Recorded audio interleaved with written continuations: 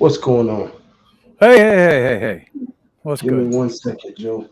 No problem. Bringing the fire tonight, damn it. The floor is yours. The floor is mine. The floor is yours. Uh-oh. Give That me might one be second. that might be trouble. You take your time, my guy. Ain't no damn hurry.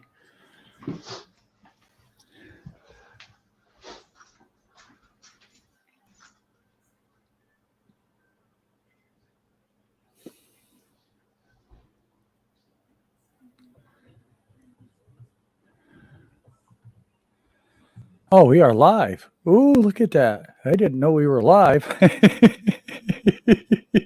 I've been sitting here just Hey, ladies and gentlemen. Welcome to G Nation. I'm Classified 3 with Joel. Lou's in the background somewhere. What's up, Nate? The champ is here. Logan's here. Appreciate everybody for tuning in. Pat should be along here pretty shortly. Get some of the other guys in here. Once the notifications start going out, get Miz in here. Ash, great stream with you and Mac. Man, I love that. I loved it. Brought some good points, and I got some good answers. I'd love to tear into it right now, but I just can't right now. I want other opinions.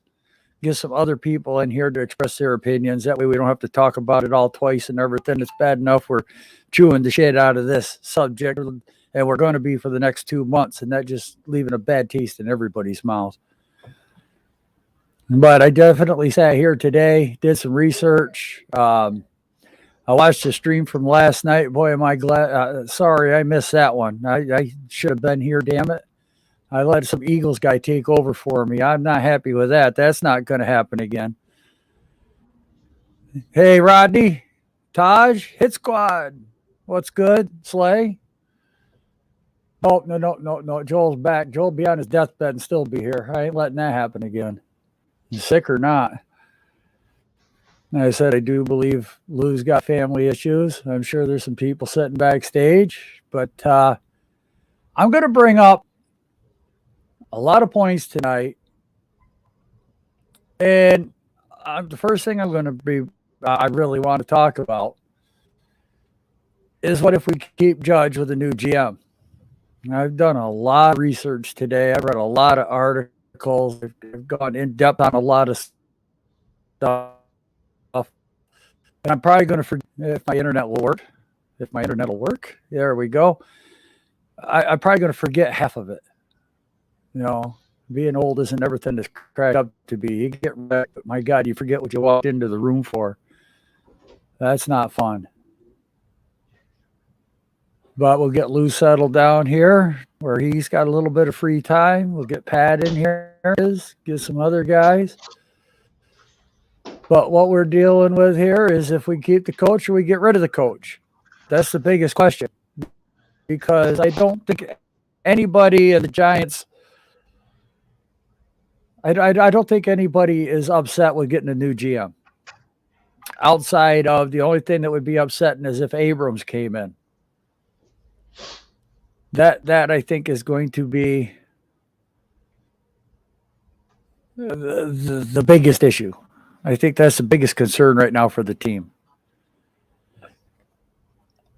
Is the guy going to come in? Is he going to have authority? Is him and Judge going to see eye to eye? And again, that's where I want to get into it. I'm going to talk about different teams and their scenarios where they had a coach and the GM kept the coach and exactly what happened at the end results.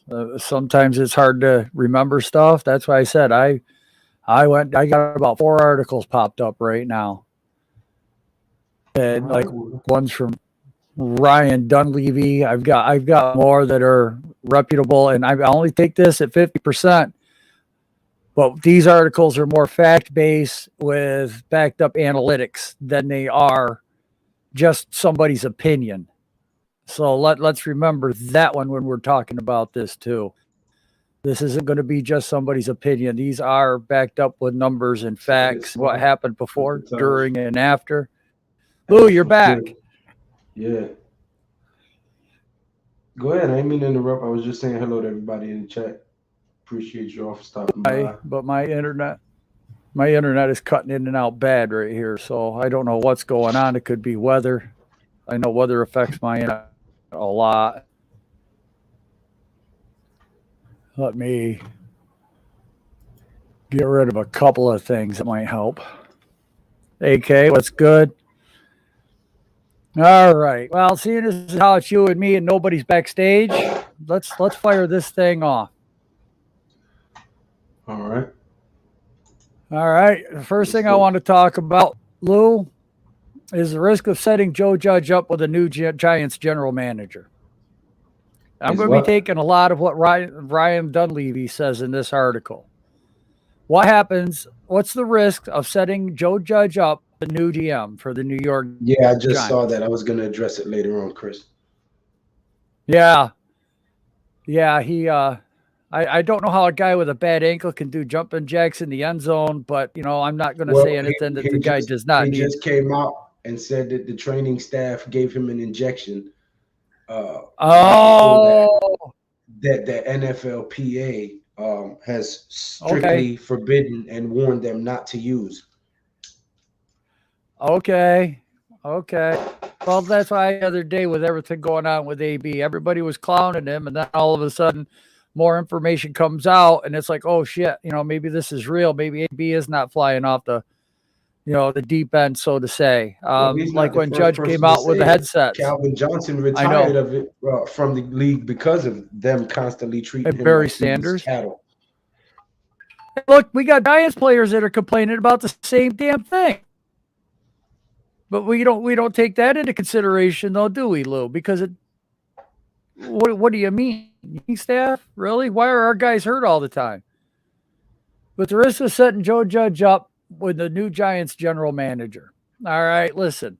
It says right here in the beginning sentence, Jim Caldwell, the Lions' winningest coach of the 21st century, lasted 2 seasons in the NFL, equivalent of an arranged marriage. Jim Caldwell went 9-7, 9-7.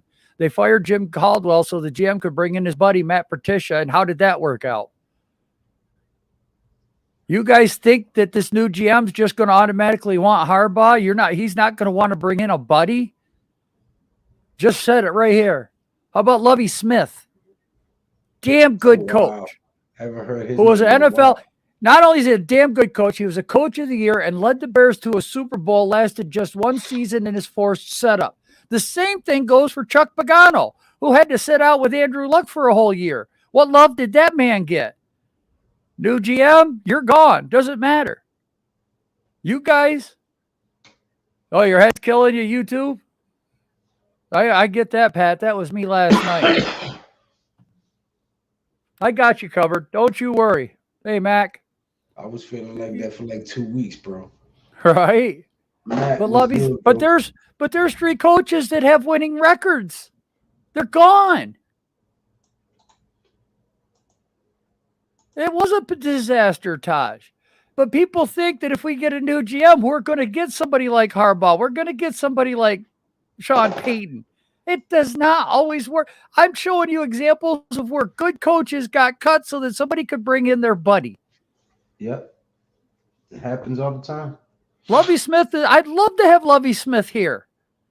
I would love to have Jim Caldwell. Experienced coaches. Guys that can take the control, take the lead. They know how to get players. They know how to get the best out of their players. Me and Pat and Lou, we're sitting here saying, yeah, that's what we're seeing out of Judge. The talent's just not there. But just like, and Joel, you can't compare Joe Judge to those guys. They're great, fabulous, fantastic. You're not even giving Judge a chance to prove that he could be that. Damn, Hit Squad, I didn't know you had COVID, man. Prayers up for you, bro. Damn. Is that Rodney in here with us? Hey, how's it going, Joe? How's it going, Lou? How's it going? Hey, Rodney. Okay, let's look into some other stuff. Oh, I got a little feedback. Hey, Rodney. Okay, let's look. I got somebody playing the stream. There you go. Yeah, that was me. Sorry about that, guys. That's all right. The only question going now is Joe Judge's fate right now. Since 2000, there have been 104 general managers hired. 21 years. In 21 years, there's been 104 GMs hired, according to the Post research gathered from Pro Football Reference and Pro Football Perspective. More than half of those moves were accompanied by a change in the head coach, including the acting of dual capacity. A smaller sample size since 2014 reveals an even split among 15 new GMs who inherited a head coach and 15 new GMs who started fresh. All right, when it worked. Let's look at the coaches that were there that the GM kept. But again, we're going to say that Joe Judge, rookie coach has nothing proven, and we're talking about proven coach.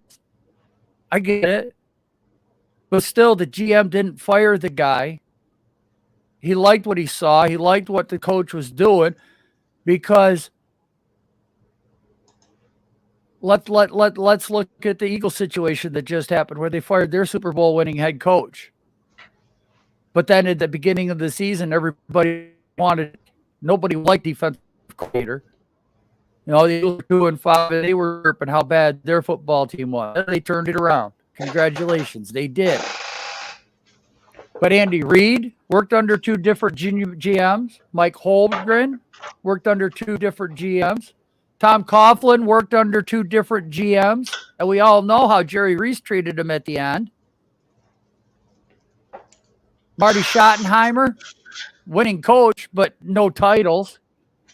Mike Shanahan with the Broncos. Jeff Fisher with the Titans. Jeff Fisher took them to a Super Bowl. They didn't win it, and then he looked bad after. But you know what? But you look at what he did with the Titans that year, man. He took them to a Super Bowl. Yeah, he did. Can't take that away from him. He did. So, what if Joe Judge could bring us to a Super Bowl? Build the team in the next couple of years.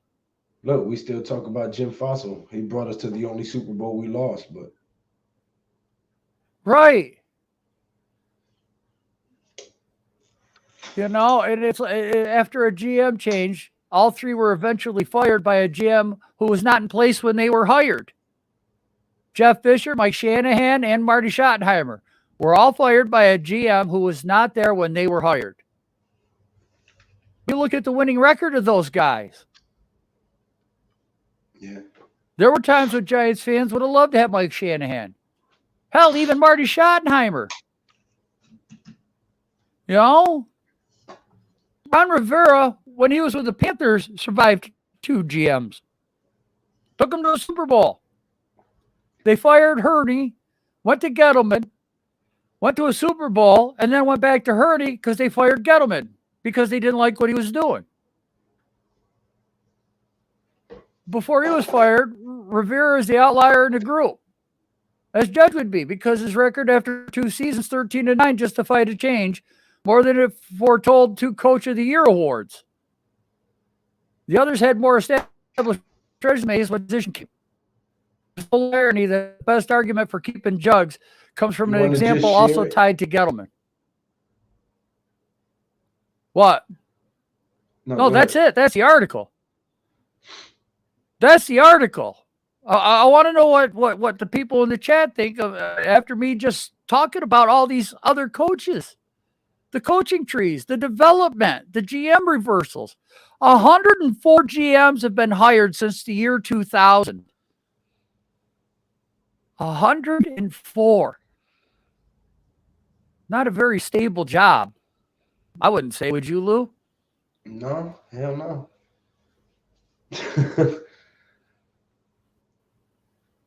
But sports. That's what we say. Fire everybody. Fire.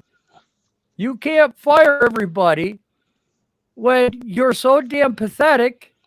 There's nothing here for a coach to work with. Look at the roster 2 years ago on this.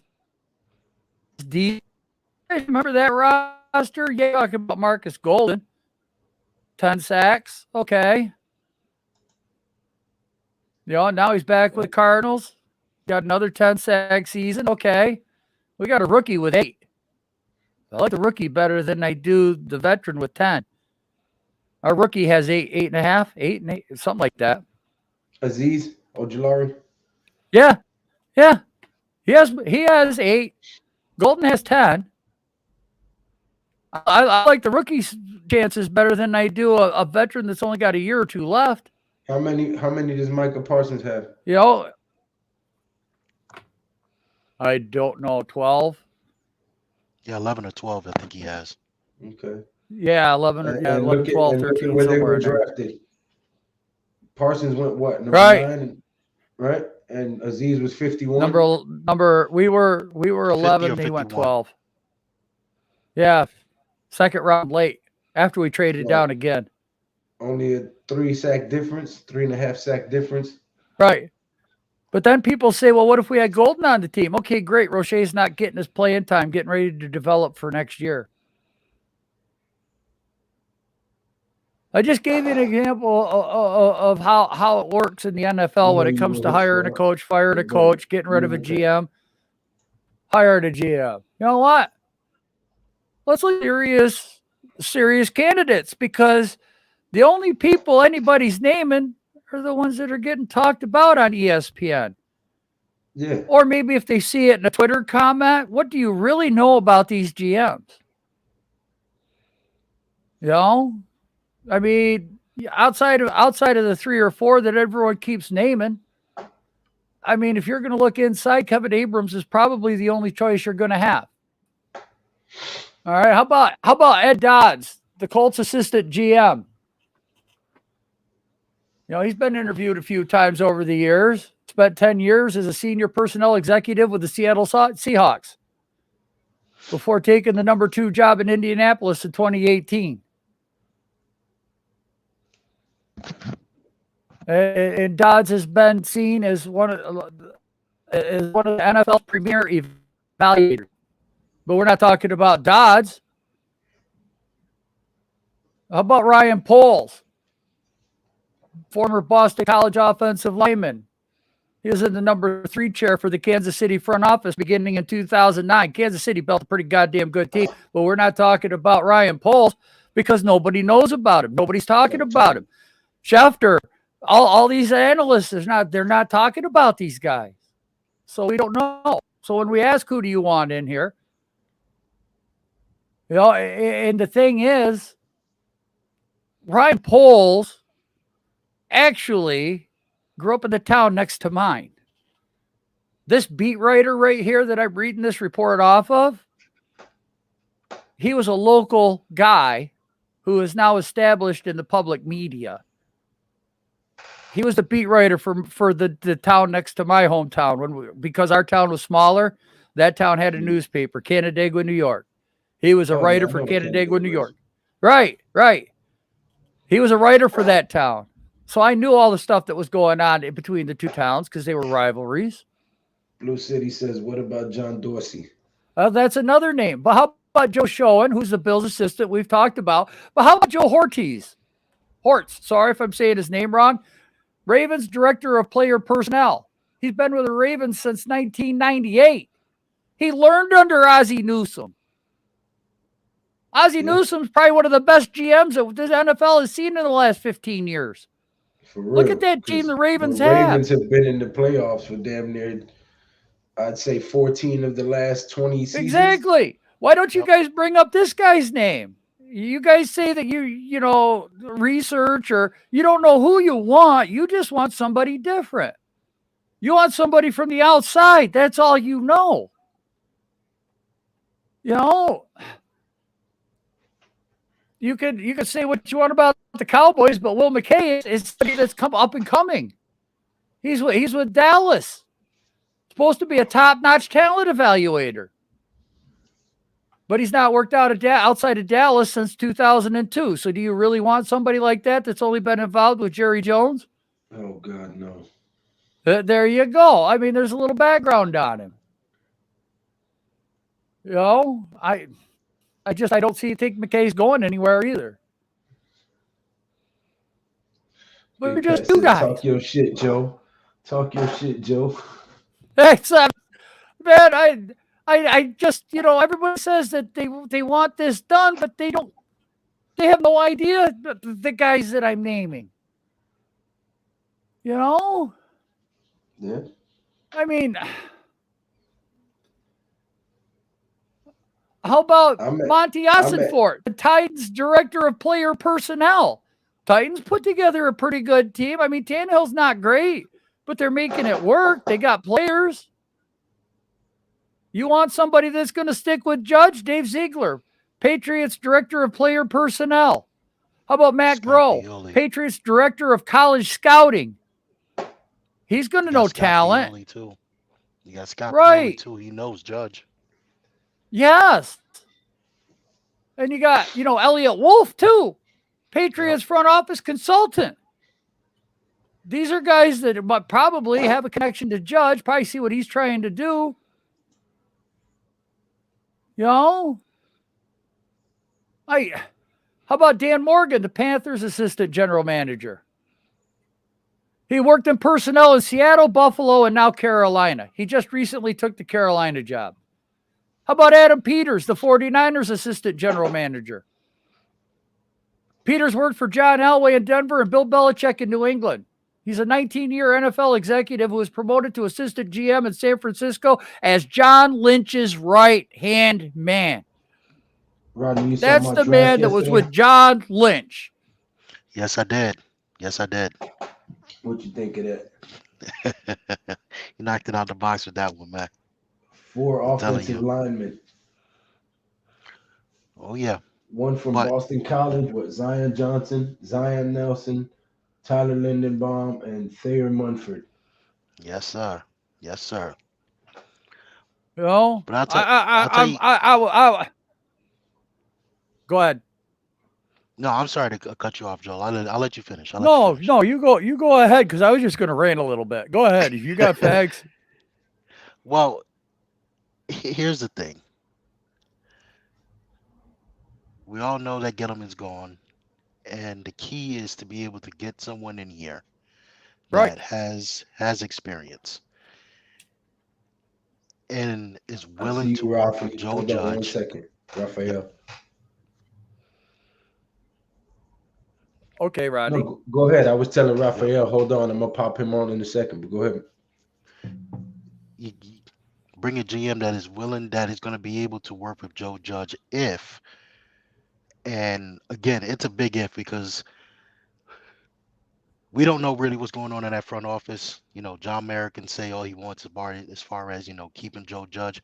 Yep. But the key is to be able to have some sort of continuity. And that's what's missing. There's no continuity at all. And that's Joe Schoen from the Bills, Blue City. Joe Schoen is the Bills assistant GM. Yep. Mm-hmm. That's what this team needs. Yes. Far from blowing it all up, someone has to come in who has experience that can get that front office in line. Right. And also work with Joe Judge, if they keep Joe Judge, to be able to get the right players in here, the right coaches in here, the right scouts in here, if Joe Judge is even a part of that scenario. But you have to be able to do that. You can run off a list of names as far as Dodds and Schoen and this person and that person. Right. You definitely got to remember this one thing, is that whoever you bring in, if they are being told that they have to work with Joe Judge, they have to be willing to be able to do that. Sit down with this man, see what his vision is, see if you could come up, meet somewhere in between to get this ball rolling, to get this team back to where it needs to be. And Chris brought up another great name right there, Thomas Dimitroff. Yep. But Joe Schoen, that a lot of people don't know, he cut his teeth in Miami after being hired as a national scout by Bill Parcells in 2008. A lot of people don't know that fact. Mm-hmm. But go ahead and give us your thoughts on this issue real quick, Ralph, because I'm gonna be popping people in and on. About the New York Giants? On the GM situation. Well, yeah. in my experience that I was dealing with because I learned about the football thing, but right now the New York Giants should be have a brand new coach because we're so sick about of Joe Judge and the bad decisions right now. Because right now the real issue is because the offense, the offline doesn't work on that season. So as part of the team, the New York Giants, they should need a brand new defense, offline, and of course, bring a new bring a new general manager or even a coach because that's the Did you only say thing. a brand First new things defense? first. That's the only good part of our team. Oh, you mean the good part of the team? No, Oh, no, you said a whole new defense. The defense is the only good part of our team. oh, oh. Sorry about that. Sorry about that. But yes, but I should know because there's you say you guys heard breaking news about the New York Giants and the New York Jets being sued to go back to Yep, New I York saw City. that. I saw that. Yeah, I just saw that. Deception, what's up? Yo, Hello, deception. deception. Yeah, but I just saw the news right now. But there's two New York franchise right there, so they're just like a zoo right now. But It's there's many fans will not attend live games of the Giants if the Jets are worn in the ambience of the player they stay in New Jersey. But look, there's only one thing that about it. So the Jets could move to New Jersey. Oh well, I don't know about that. So even the keeping out the problems present at out of the state location because right now it is still compares to Grill to East West for New Jersey. It was the custom front to Madison Square Garden. So there's an answer that the NFL could place two teams in the same city. So that's a lot of debate division right now. But I think that suit is well again is gonna be well a long time. But well there's two teams in New York, which is the Giants, which is they had an incredible fan base, and the Jets who have the I don't know what to tell you, but they have the worst season right now. But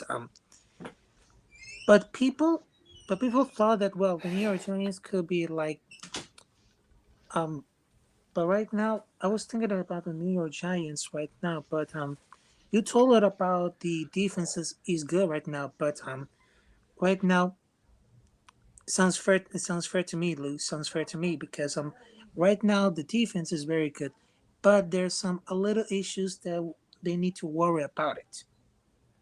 All right. So Well, that was El Capitan's thoughts on the state of the Giants right now. Make sure you go check out his channel, sub him up. He gives you the information on the football in Spanish, I believe. El Capitan. Go check him out, sub him up. Thank you for stopping in, bro. Appreciate it. Got a few more calls yes, we Lou. gotta let on. So Yes, thank you. but last thing salute to Lou and well Joe. I'll see you there on Saturday. But yeah, but I guess I'm gonna watch the final of college football. Georgia versus Alabama. It's gonna be a real battle. yes, it But will. January 10th. All it's right, Monday, Ralph. but well, I will see it. So much love for the New York Giants, Lou and Joe, and I will see you there. See you All right. later. Now, is it just to Dave Ziegler? He was a big part of this offseason with the draft and with the free agents and why New England's playing so good. So, is he going to leave New England? I don't know. He might with Joe Judge, seeing what Joe Judge wants, seeing his game plan. They might be talking now for all we know. Austin Fort, he spent 15 years with the Patriots, 6 as a director of college scouting. He was a finalist for the Browns in 2020, and the Panthers brought him in twice to interview him for that job last year. So this might be a guy that Judge might get with.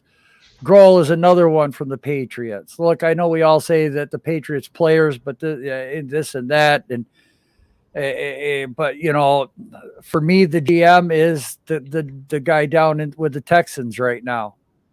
He's not panicking. He's not doing anything like that. We're going to see what his draft is like. He's trying to get picks back from everything that happened with that team. He's probably delving into that organization because they're probably just as messed up as we are with everything going on with Deshaun and his situation, the owner and what's coming out about him. That's a friggin' nightmare. Okay.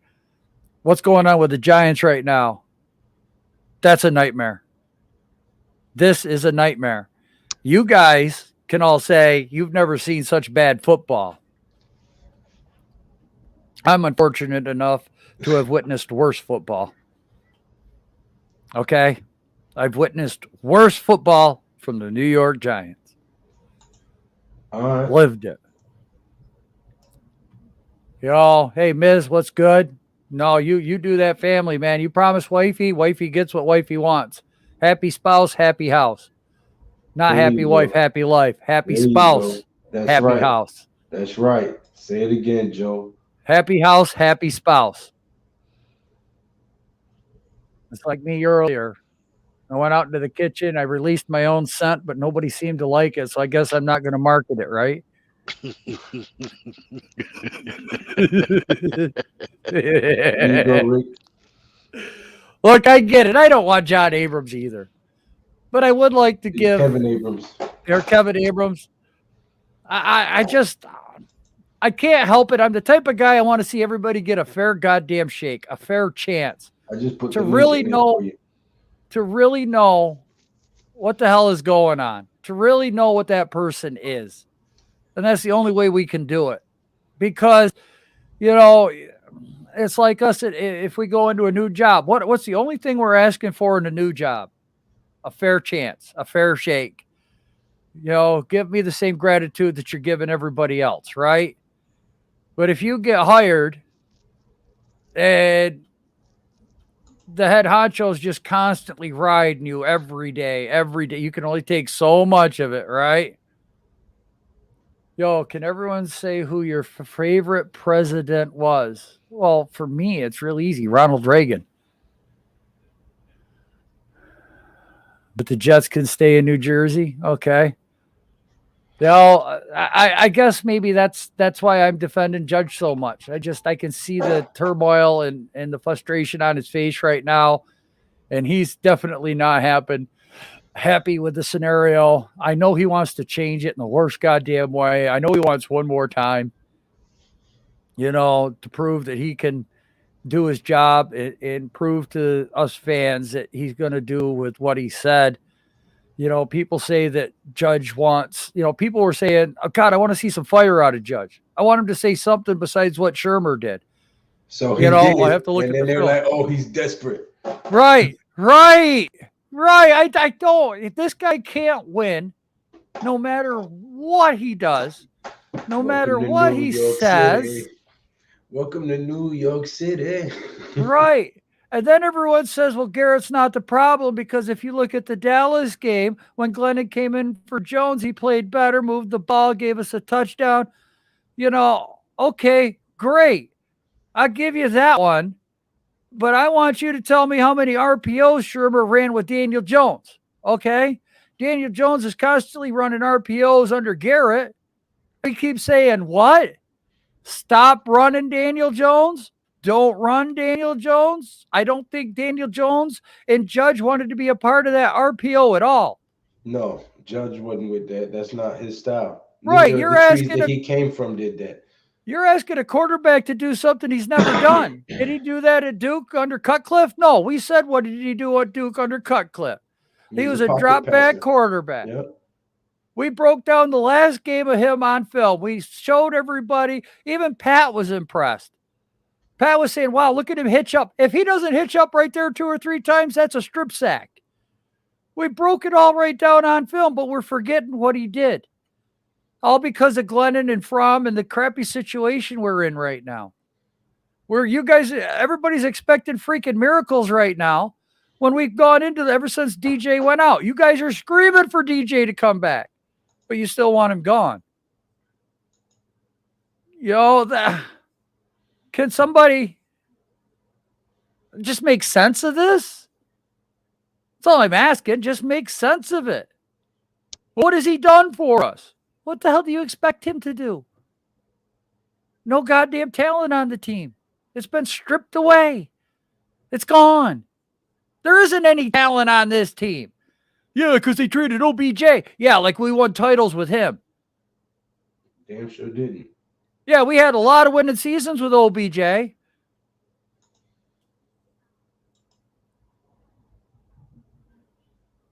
mean, I don't understand the thinking. I don't understand the conclusions. You know, I just went through a whole bunch of guys. I'm not seeing much. Nobody's talking about the GMs or what I was started the show off with. What I started off with the coaches coming in with a GM that lets the coach stay so they can bring their friends in. Tom Coughlin, bye. Mara wants McAdoo. Mara gets McAdoo. McAdoo screwed over Eli. Pissed all of us off. Mara had no choice. Fire him. We all saw how that locker room and team quit on Shermer. Joe Judge comes out in 11 and a half minute speech, made him sound like a clown. Said, guys aren't bringing golf clubs in. We saw how the team quit on Shermer the last couple of weeks. Why'd we have to fire Shermer? Why couldn't we give him a quit? Because he wasn't. Mara saw that. Mara saw that the team quit. Right.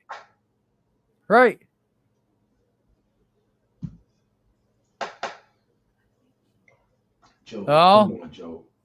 Lord have mercy. And that's the only thing that saved Reese's job for a couple of years was OBJ. That's all. I do have your back. What I not do? Damn 40 minutes with a spliff on my ear. Thanks a lot. Hey, I'm supposed to see that. I can hardly read the chat. Are you kidding me? Oh, I just don't get. I get the anger. I get the frustration. But that's like saying I don't have to save for my 401k until my final paycheck. And then it's like, okay, well, I'll just invest my last paycheck and that'll be enough money for me to live off of. Don't look at the future. Don't save money because you're going to need a new roof in 5 or 10 years. Oh, nice. Don't save money because you need a new furnace, Don't save any money because you might need a new septic system. It backs up. Don't save money because you might want a new kitchen. Just screw it. Just keep going to the bank and get loans for all this crap. And then when you got more money going out than you do coming in, wonder why you can't make ends meet. I guess don't think about the future, Lou. Just fucking do it spur of the moment. You know what? I want a new kitchen, 10 grand for a bathroom. Oh, I want a new car, 50 grand for a new truck. Oh, my wife needs a car, 30 grand for another car. So I got a $700 truck payment. I got a $400 kitchen remodel payment. I got another $400 car payment. Plus, I got my house payment, my property taxes. Come to New York, pay property tax. I know about that. Yes, Rodney knows about that. Your property taxes are what your house payment is. I guarantee it. That's minimum. I had half an acre in the country in a little town, Western New York. My house payment was $500 a month, and I escrowed my land and school and state taxes. That was $525 a month. Paying for my taxes was more than my house payment. You know what would have changed that? Moving on to New York. 2 goats and a donkey. 2 goats and a donkey? Yep. If you have animals on your land, your property tax significantly drops. Oh, yeah, my neighbors would have loved me with that. I wanted to get a peacock, too. You wouldn't need a lawnmower if you got goats, though.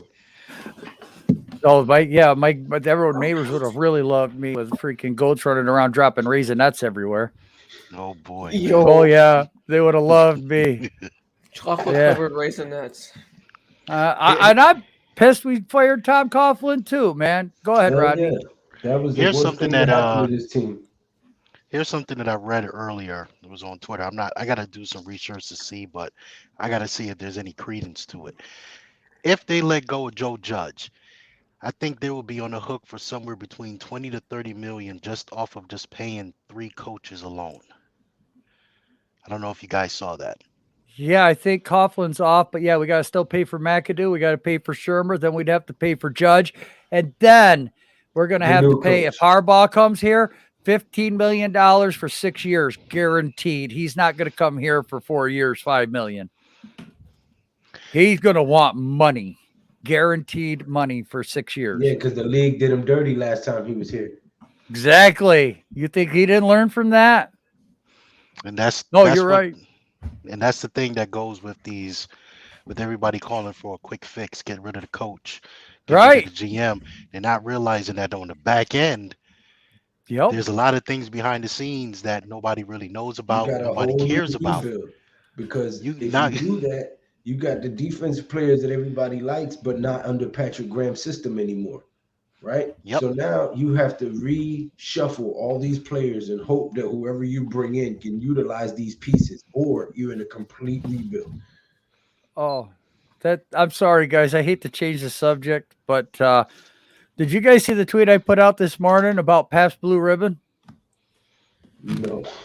You gotta look. PBR it got taken down, but Pabst Blue Ribbon, I shit you not, somebody in there, their account they said got hacked, but it said, you know how there's no drink January this month? You're not, like, if you're not going to drink in January, you're not supposed to, whatever. They've got this thing coming out with the brewers for DWI. Okay. Well, PBR came out with a tweet that says, oh, you're going to do no drink in January. How about trying eating ass?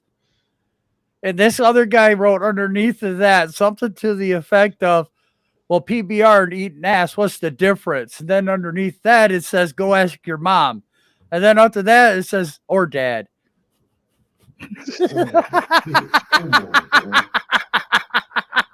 Dude, that was funny. I shared the tweet this morning at like 6 o'clock. Oh my God, when I was doing research, I got up feeling pretty good. I saw that. I heard it on Boomer and Geo. Of course, I had to look, but yep. Hey, Joseph. Oh man, that was so funny. What's it? Horrible, man. Got no comment on that one. Oh man, that was golden, man. That was like the best advertisement, PBR, because people are like, they still make Pabst Blue Ribbon.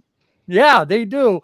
So I'll tell you what, their sales just went up a lot. I'll guarantee it because of that tweet. Shit. It is, but damn it, Lou, isn't that funny? You're kind of snickering. No, go to their website on Twitter, Pabst Blue Ribbon. It's there, guys. I'm telling you. Some of it got taken down, but people are resharing the shit out of that. It's not going to disappear. That's the New York fan base, though. Blue City Empire.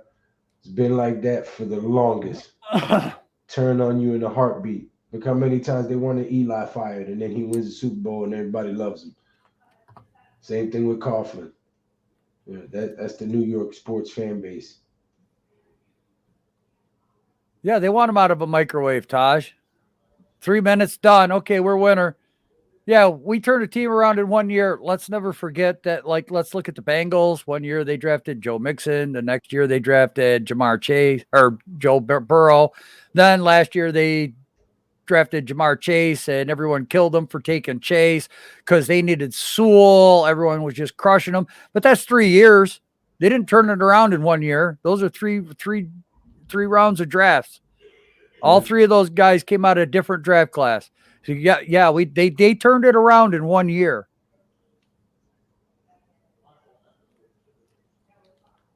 I don't get that one, but if you want to say 1 year, go ahead. If that's what you want to see, you're going to have to prove to me different. When you use three different draft classes to get studs and stars, and then they collide, and you're wrong. And then if I bring up Jamar Chase, you guys wanted Cincinnati. Every draft we did last year, the Bengals were taking Sewell. Every draft. They took Jamar Chase. People laughed at him. But now everyone's saying, the Giants content creators, I still don't like Jalen Hurts. He's got a lot to prove to me still. I mean, 120 yards, 9 for 18. I'm sorry, that's 50% completion rating. He's still got a lot to do. Well, if, yeah, there we go with that one. Joseph Clark, thanks for stopping by, bro. Joseph's a good guy. He does a Logan, forecast. Uh-oh. He didn't hear me because he's playing Madden. Oh, what happened? I said I'm mad at you. Why? You didn't watch my mock draft. I killed it.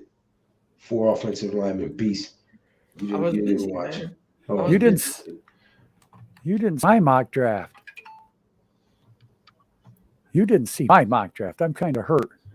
Yo. I put it out on Twitter too. I haven't done much on YouTube these last few days. Julian Love is the you were on, and he has his back. You were on with Ash and everybody, Mac, yesterday, and yes, he was. Yes, he was. Yes, he was, and he was all over Twitter today talking about I might be on news. I am on news. I know. Pause. Yo, man. Right. I'm 1 sack away from breaking Michael Strahan's sack record with a Z's. I'm focused in. She's gonna give you arthritis. Yo. All right. Here. Lou. Yo. Share my screen. There you go. I did a mock draft this morning. Oh. Now how am I supposed to zoom in on that? That's tiny. I'm the one who has to do it. There we go. Oh, yeah, I saw that on Twitter. I just didn't read it. All right. What is it? Control plus? Pick number 8 is Akemi Kwanu. Number 16 overall, Tyler Linderbaum. Maji Sanders. All right. Those are the 3 I got. Jalen Wademeyer. Henry To'o. Toto. 2-0-2-0. 2-0-2-0. 2 O's, 2 O's. Got you. He was telling O's. All right. Devontae Wyatt. Yeah, he's a defensive lineman. Yeah, I know who he is. He's a beast. Yeah, exactly. I picked a bunch of monsters. I can't. Scroll down. I can't. I had to screenshot just that part. I couldn't screenshot the rest. Okay. I'm just still learning Twitter. You've been on Twitter for like 9 months. There it is. See PBR right there. Not drinking this January. PBR or S. What's the difference? Ask your mom and dad. There it is. Lord have mercy. Dude, it was funny. That was classic, man. That was just like classic comedian. That was great, man. Just great. Thank you, Mac. Thank you, Mac. I appreciate the support, Mac. Boy, I tell you, these guys around here, they don't show no love. I was on a date, bro. What are you talking about? Oh, Lord. Stop lying to yourself. Yo, that hurt, not gonna lie. Oh, my goodness. And Aziz has broken the sack record. When that becomes true, I'll be the happiest camper. Oh, as long as it's on Madden, it means nothing to me right now. Nothing. New York Knicks fan, definitely. New York Knickerbockers, yes, formerly known as the Rochester Royals. You think that hurts, Logan? Wait till you whip it out in front of your girlfriend, and she just looks at you with a sigh, says, "Why don't you just finger me instead?" I still remember Ewing on the fast break. You would know a lot about that, shot, and he couldn't dunk it. He laid it up and then rolled off the rim. And I'm sure you would know a lot about that, Joel. Oh, Mac, I can't do PBRs. I'm sorry. You bitch about the 13-year-old swearing, and then you talk about shit like that. I do, yes. Yo, thank you. Yes. Yes. Oh wait, hold up. Was who was that? Who was that? Yeah, Lou was. She's just coming over here giving me an ass chewing. Don't worry. Hush, little one. I'll take care of you later. And she's smiling. She can't stop. She's laughing. Yes. Oh man. You're not? Good night. Logan. What's up? Hacker, spammer. I got it. Slay. Yo.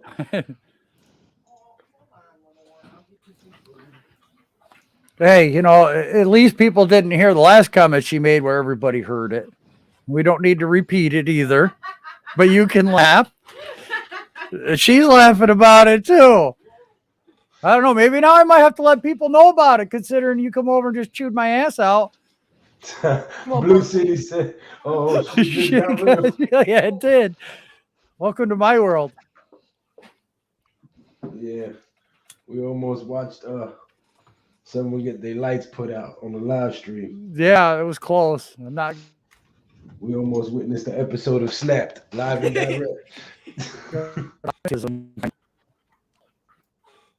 Was good, Coach. Kind of not really. The game, Coach. But yeah, I just there's a lot of options. There really is. As far as what's going on with the Giants team, what's up, Coach? But I'm going to stand behind this, man. I want to hear from Steve Tisch. I'm tired of hearing about John Mara. I'm tired of hearing about Gettleman. I've heard enough. Hear from him, man. About Judge. Like he don't got a pair. No, she's not an Eagles fan. I spent the last 28 years trying to get that woman to become a Giants fan, but all of a sudden she saw a game where the Giants were playing the Chiefs. And my wife's like, "Who's that?" I said, "That's Patrick Mahomes." "Oh, he's cute." "Oh, so now you want one of his jerseys and you don't want a Giants one?" So she's not allowed to watch football games with me anymore. Oh shit! Right. Nope. No, I just got laid in Madden. Pause. Oh. Pause. Cyber sex is not allowed. That's not what I meant, man. My oldest daughter, though, the one that made me a grandpa, she's a Cowboys fan, but she's pissed off at me. You raised a bunch of bandwagons. I did, but the problem is she's pissed off because I bought my granddaughter a Saquon Barkley onesie, and she hasn't gotten the kid anything yet. So I won. Hey, my baby has a Saquon Barkley onesie. Yep. I copped a pair of Hurricanes today. I think I'm gonna grab the Saquon those comeback shirt. The Hurricanes? Yeah. Yeah, I drafted a offensive tackle from there, I believe, or offensive guard, Zion Nelson. I'm talking about Nike, but that's cool. Oh. I know what he meant, but he still said it wrong. He had to get slayed for it. Right. How did she become a Cowboys fan? Oh, man, long story. Sad one, too. Yeah, it is. In all honesty, no joking, when I met my wife, I got a 2-for-1 special. She was already 6 months pregnant.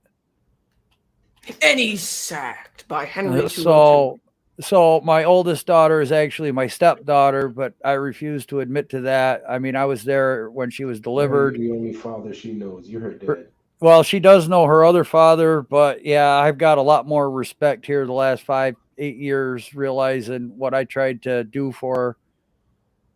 So yeah. It was because her father, her real father was a Cowboys fan is why. And she just tried to be the girl, because I ain't going into it. I ain't going into it. Yeah, there you go.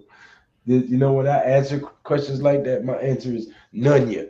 None your business. Well, it is what it is. And I'm not trying to make myself look better by saying that, I went out with a girl that was 6 months pregnant. I went out with my wife because she had a head on her shoulders. She had a job and she didn't play mind games. When I sat down. Great ass. Yeah, she did too. All the way up it. Classic, Lou. Classic. But I can't help it. I guess I'm kinky because I love pregnant women, and I can't help it. I always have. There's just something about that belly. Dude, come on, Lou. Tell me you're not like that. Some guys are like that. Yeah, Lou's not saying nothing because he's like kind of agreeing with me. There's something about that belly, damn it. He's saying it, subconsciously in his head. Right. He's like, God damn you, Joel. I'm He's not not. gonna put it I'm out there now. not. He's just doing it subconsciously in his head. I do, man. I love pregnant women. There's just nothing. There's nothing for me that's more attractive than a woman when she's with child. I can't help it. Maybe I'm. You know Yo, what it is. Maybe You know I'm a what it Fruit is. Loop. You're No, gonna you get know what it is? investigated, Joel. No, you know I- what it is. I'm gonna tell you what it is. You must have loved the movie The Last Dragon with Bruce Leroy when he got the glow.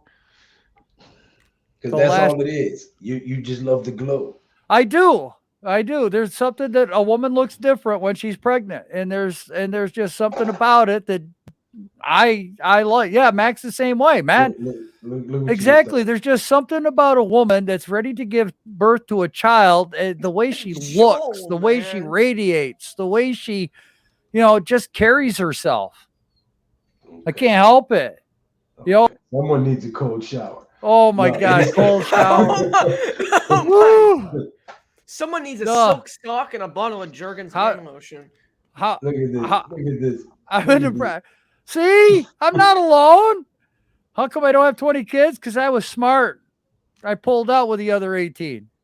Actually, one of them, it should have been their birthday today, but I did pull out. So Lord Oh have God! mercy. What in the world, man? I don't know, man. I had my one buddy said, yeah, I swallowed most of them. That's what his girlfriend said. All right. Those are the people that I hang out with. Okay. Oh, jeez. I have some wise ass sons of Shit bitches. just- Oh, you Okay. guys, Even you their guys were- wives. Even their wives are wise ass sons of bitches. Okay. You guys wonder were where I watching get it this, from? But during when I was calling the Pittsburgh versus Michigan State game, some guy came in my chat trying to troll me. I said, "Your mom should have fucking swallowed you. Now get out of my chat." Oh man. No, but seriously, man, I'm more straighter than the pole your mom slides down. Okay, there. What How's the that one? This reality TV show, 19 kids and still counting. Oh yeah, I don't know, man. I can't explain it. You know how some guys like a chick where she's narrow waisted, but her ass is like wide load size? Oh yeah. That turns guys on. That's what they like. There's something about a woman, the way she walks. Yeah, Lou, see? All right. You know, when I was a teenager, the only thing I cared about was what the top of her head looked like. My What- girlfriend's gonna look at. She's gonna watch this, and she's gonna wonder what I am doing at night on streams. And I tell her, well, we're talking giant stuff. That's She right. watches this. She's gonna like, well, that's not giant stuff. This is not Well- our normal conversation. This was Hey. all the way left. I am a 13-year-old. You guys are menaces to the youth. Hey, Don't Knowledge let is me power. in that you guys statement, okay? Yo, wait a minute. You raised your hand a couple times, damn it. I said nothing. You love the double bubble ghetto booty. I don't want to hear it. yo. I'm telling you. Yeah, see? Some guys, they just like women with small hooters, big hooters. I mean, my God, you go down to Orlando, you'll see them down to their knees if you like them big, but they'll be 80 years old. Oh man. I tell you. Hey, that's what happens when you walk on the beach near the retirement home. It's a good thing that I am single. My wife already knows that. Man, I tell you, I will stop and turn around if a pregnant woman. I'll look at her, and my wife knows exactly. But there's other women. Every other woman can walk by, but if she's pregnant, I can't help it. She doesn't care where my motor starts as long as I fill up my gas tank in her garage. She don't care. Oh God. What? Yo, you're a fucking weirdo. What? How am I weird? Oh my god. How am I weird? Like women don't look at good-looking guys. Don't even give me that slack. I've seen They women damn get sure do. whiplash looking around at a guy's butt. Oh, that's a fact though. Amongst Right. other things. Right? Yeah. Touchdown! Amongst other Why do you things. think guys walk around with a sock in their front of their pants? Yeah, some of us don't have to do that. Yeah, Lou. that's a good damn point too. Right. You know, classified 3F. I give out secret information. I tell you, I talk about stuff nobody else wants to talk about.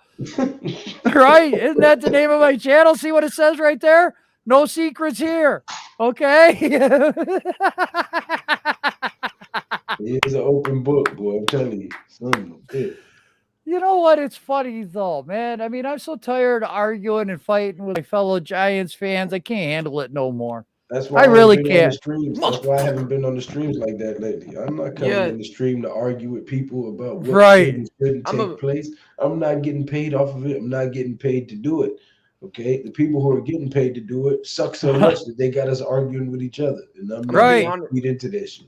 I'm gonna be honest with you. Mhm. That's why I haven't been on a lot of people's videos recently. I mean, I Because wanted to it's come just on been last night. arguments. I was Yeah. sick, man. I really was not feeling well last night. I woke up at midnight. No Don't worry, you think filter. Oh, in this day and age, I'm too old to have a filter. Crimea River snowflake. Yeah, go grab a safety pin.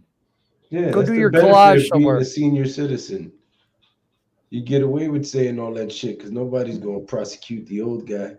That's right. The older I get, the closer and closer that prison looks like a retirement home. I get 3 hots and a cot and all the butt sex I can handle. I just like to say, what the fuck? I just like to say,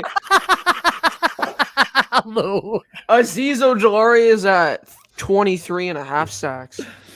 Oh, we do just need to hire a GM so we can. Exactly, Chris. We have to wait until we see what happens at the end of the game. Look, we all know, so don't expect a win against the football team.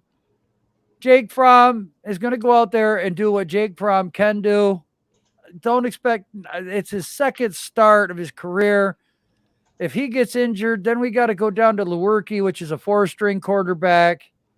Look, I'm going to watch the game because as bad as our team is and how bad it sucks right now, when it gets March, beginning of April, before the draft, I'm going to wish to God that I had a Giants football game to watch that I could get ready for on a Sunday. Mhm. It is what it is. We only get 18 weeks a year to watch a football game, 17 really. How do You got you bye ready week. how do you get ready for games, Joel? How do I get ready, man? Look, I'm a Giants fan. I got to watch my football. I was never a college athlete, but I was a high school athlete. I enjoy the small intricacies of the game. I do enjoy the big play. And I do have a team that I root for, just like you guys. That team, how they play that week affects me that week. Mm-hmm. It does. But I'm not going to go off the deep end. And I'm going to try to stay coherent of the situation, realize what the people have to put on the field. And I get it. Nobody wants to hear injury excuses. I get it. Nobody wants to hear mismanagement excuses anymore because it seems like we talk about that year after year. But over the last 10 years, we have not really changed or done anything in the front office to exercise those demons, so to speak. We have not been turning over the scouting department.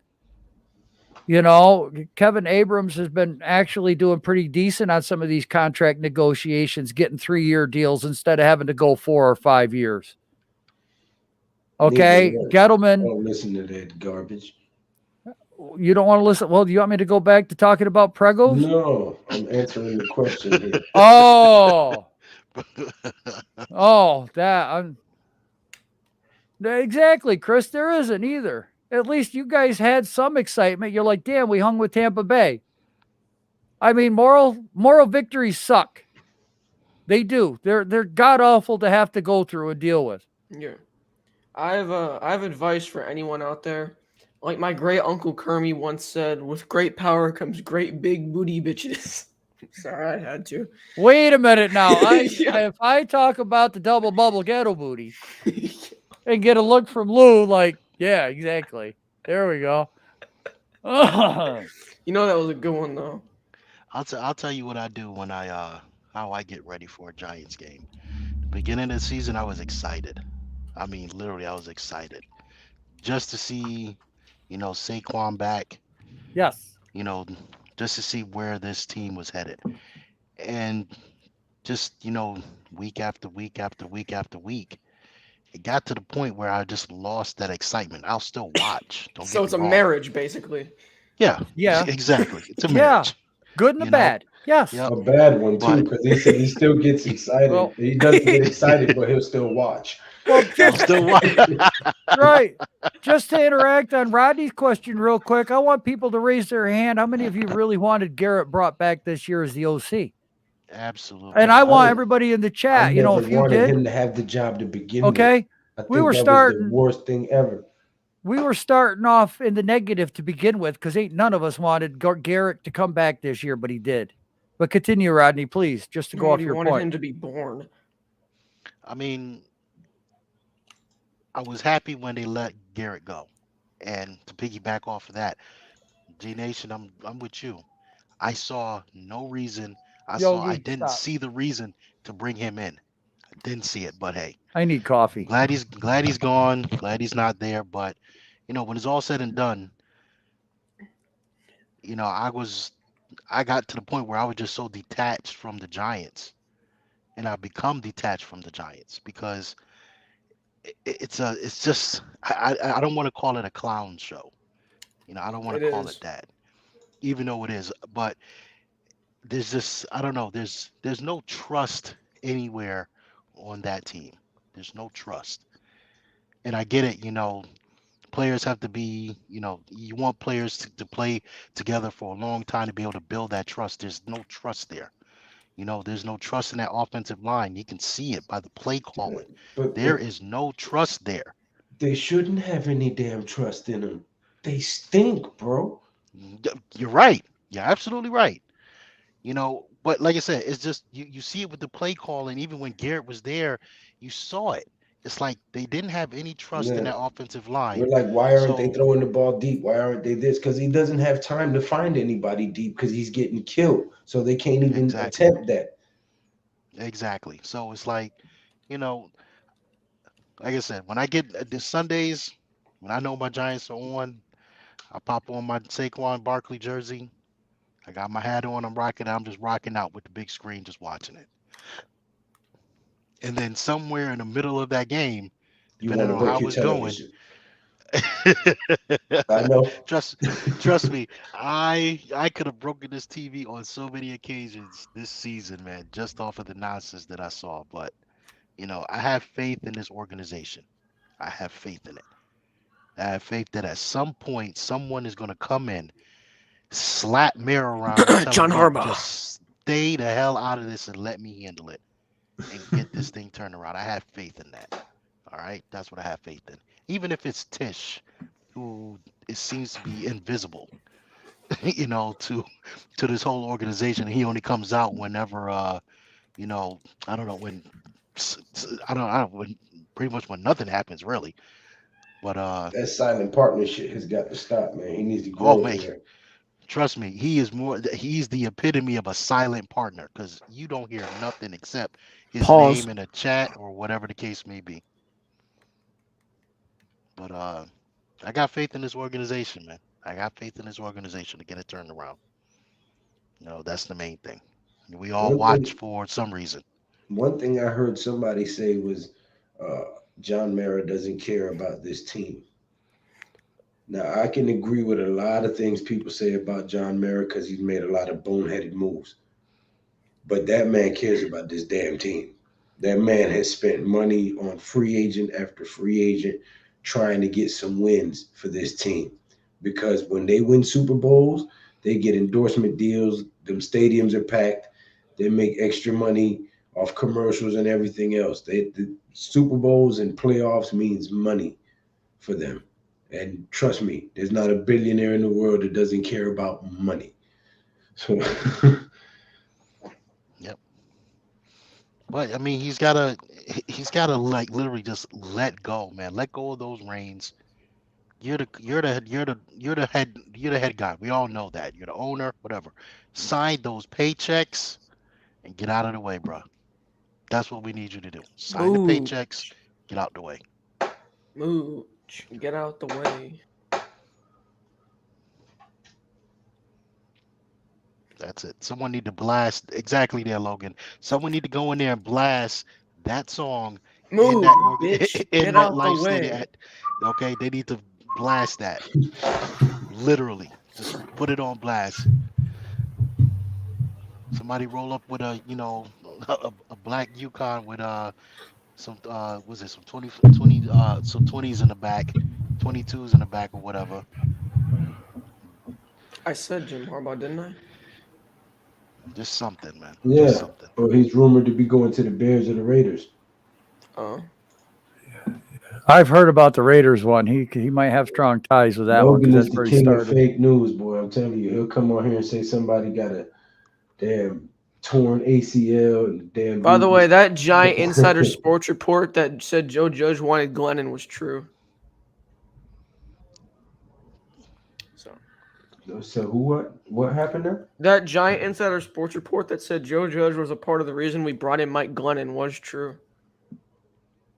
Well, that's a stupid ass move. Again, I don't understand what they.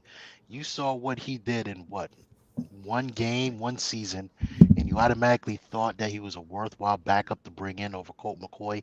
That right there made no sense to me, none whatsoever.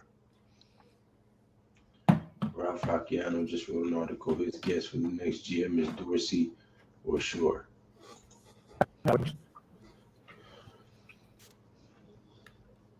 Let's Oh, reload. look, There you we came Talking back. about Sean. Now I'm gonna go get my coffee. Yeah. I have the floor, gentlemen. I need about 3 minutes, please. Can y'all hold me down for 3 minutes? Yep. sure can. I was talking to Rodney and Joel, sir. No, I'm just messing with you, Logan. But you gotta stop playing Madden, though. People don't want to watch you play Madden. This is an adult channel, sir.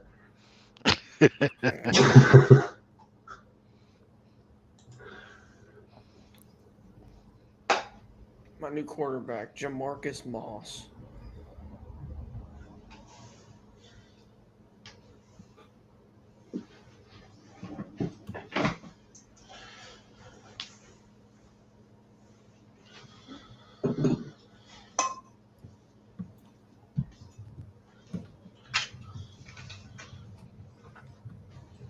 Well, let's switch it up. How about this?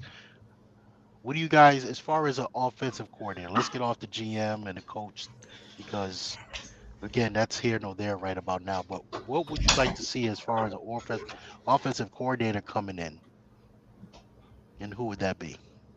I forget his name, but the guy from the Colts, he runs a power run system. He uses all of his running backs, and I think he'd be great with our offense. I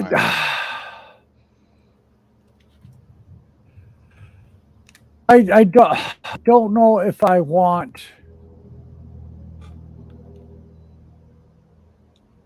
Damn. I Joel's tweaking.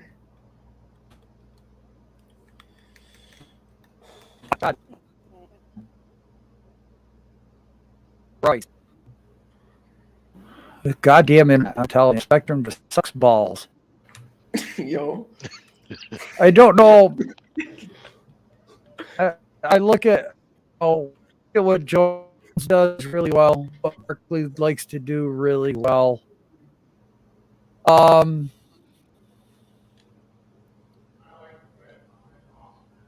Man, I look. Everyone says look at the Saints and how they use Kamara. How about Ronald Curry from the Saints? Makes sense. Makes sense. He's the quarterback coach, right? He's also a quarterback and receiver. Look at what's going on with the Saints. I mean, look what he did for crab legs. Huh? Jameis Winston, crab legs. Oh yeah. Yeah. Okay.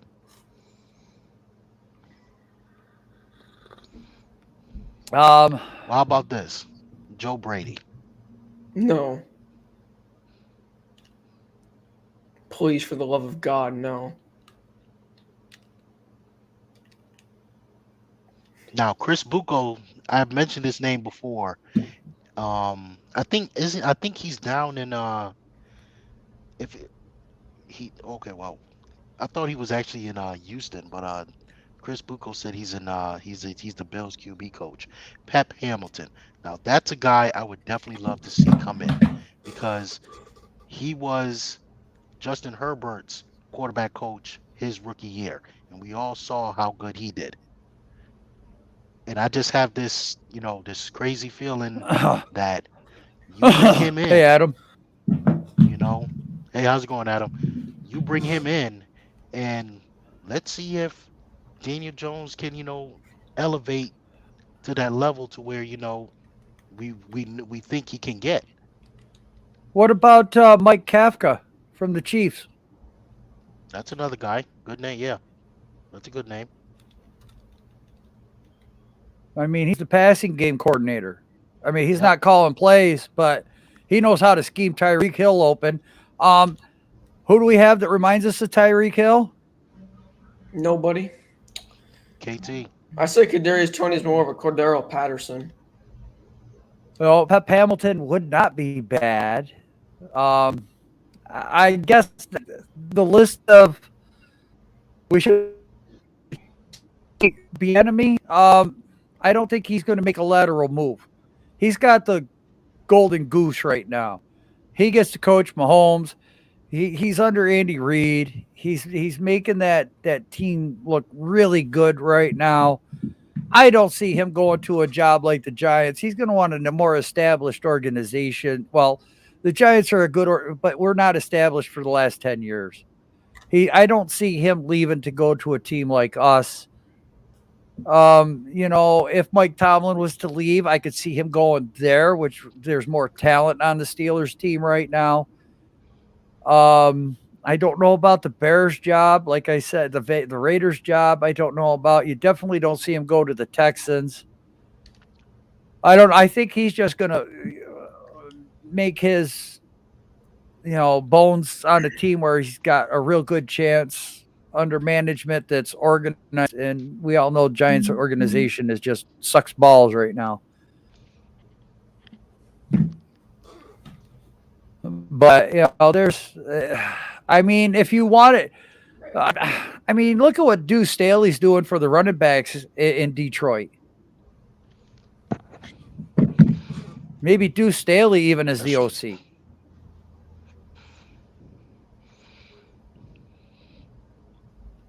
I would want someone that is already established, has a good system in place, and does well with a good passing game,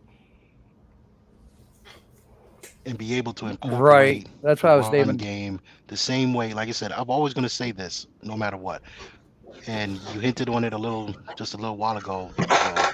I love what they do in New Orleans with Alvin Kamara. I love it. Right. That's What's what I said, going on, Ronald Curry. Adam? I What's just up, don't Adam? see the downside with that. I've never seen the downside with how they use Alvin Kamara. Right.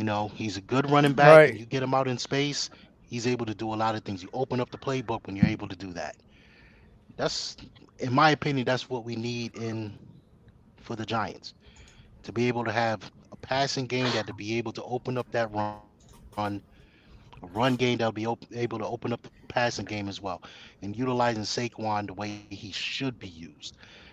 This past game in Chicago, he did a lot more north-south running than Karan he did east to McDowell, if west. you're new to the stream, go ahead and click that subscribe button, man. Sorry to interrupt you, Rodney. But No, thank you no, for no problem. stopping You're by. fine. That's what I would like to see as far as the Giants is concerned. Just get someone here that's got some real good knowledge, got has a good head for, the offense and how it's supposed to run and who is supposed to run through and make it work for everybody. Get Daniel Jones to Well, where he needs to be if that's he's the just coach it. go Somebody be that QB can going forward. really adjust on the fly. All right, this ain't going to work. We're going to scrap this and go to this. Yep. I I agree with agree. everything you said except for the Lewis Riddick and the Aaron Rodgers or Russell Wilson. Now, I'm all in on the Deshaun Watson train. He's still young. There's still a lot of value there. But Rodgers is 37. Russell Wilson is 34. we'd have to bet the farm for them, and we don't have an offensive line to block for them. So Thank you, Karan. You know, because you got to figure, man, we got a lot of turnover. We have a lot of turnover. Yep. This giant roster is not Karen. even going to be close to what it is this year. Yep. Oh, well, thank you. McDowell, yeah, I'm not agreeing with the Lewis Riddick. As far as releasing Daniel Jones and going all in with Russ or Aaron, in my opinion, you set this franchise back if you go ahead and do that Adam, because you're hop in if telling you like. I'm everybody. putting the link in the chat, so if anybody wants to hop in.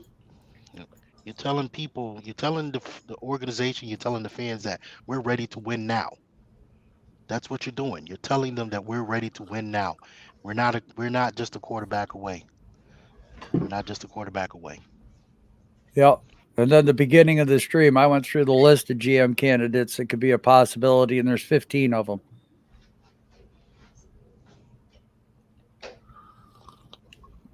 Guys that would be outside, guys that would be associated with Judge, and the one guy that's on the inside that has the only chance, that would be Abrams. And we do need. I believe it. And then Ellerson Smith is on IR. I wouldn't even want Abrams. Forget that. You're just, to me, if you elevate Abrams, which I'm not understanding, I think he's been with the organization for what, 19, 20 years? Man, he's been an assistant GM. Why hasn't he been elevated to the GM position? There has to be a reason why. Not calling anybody out either, but this fan base, there was a lot of hype with Isaiah Wilson too, and look how that turned out. The guy was just not dependable. Yeah. Well, what if? And it's like, you know what? He's not out there. He's just not. He's not doing something. Well, what could he be doing? You got to play him. He was out of breath. There was a picture of him out of breath picking up his helmet. That's why he didn't even get in the game. Well, here's a question. Is that an indictment on the player or is that an indictment on the coaching staff? Because, I mean, they said the same thing with Pert, Isaiah Wilson. So, and we saw Pert sucks. Yeah, you know. I mean, you can only do so much with a player that is willing to do so much. I mean, if the guy's falling asleep in meetings, what's a coach supposed to do there? That's true. He's not Lawrence Taylor. Lawrence Taylor's the only guy who can sleep in a meeting that's been on the New York Giants. So, you know, you got to look at everything. You know, that's what I mean. Stuff's starting to finally come out. Why aren't we playing Isaiah Wilson? He's got to be better than Hernandez. Well, truth be told, he wasn't. Like everyone hollering for Fromm. Oh, he had a great drive against a prevent defense. Yeah, he did. I'm not taking that away from him. But he's just not ready to come in. Well, we got to see what we got. You saw what you got. Now you're going to see it again. Jake Fromm finna throw 7 touchdowns. Hey, that's the only way we're going to win is if he catches lightning in a bottle. It's the only way. You know?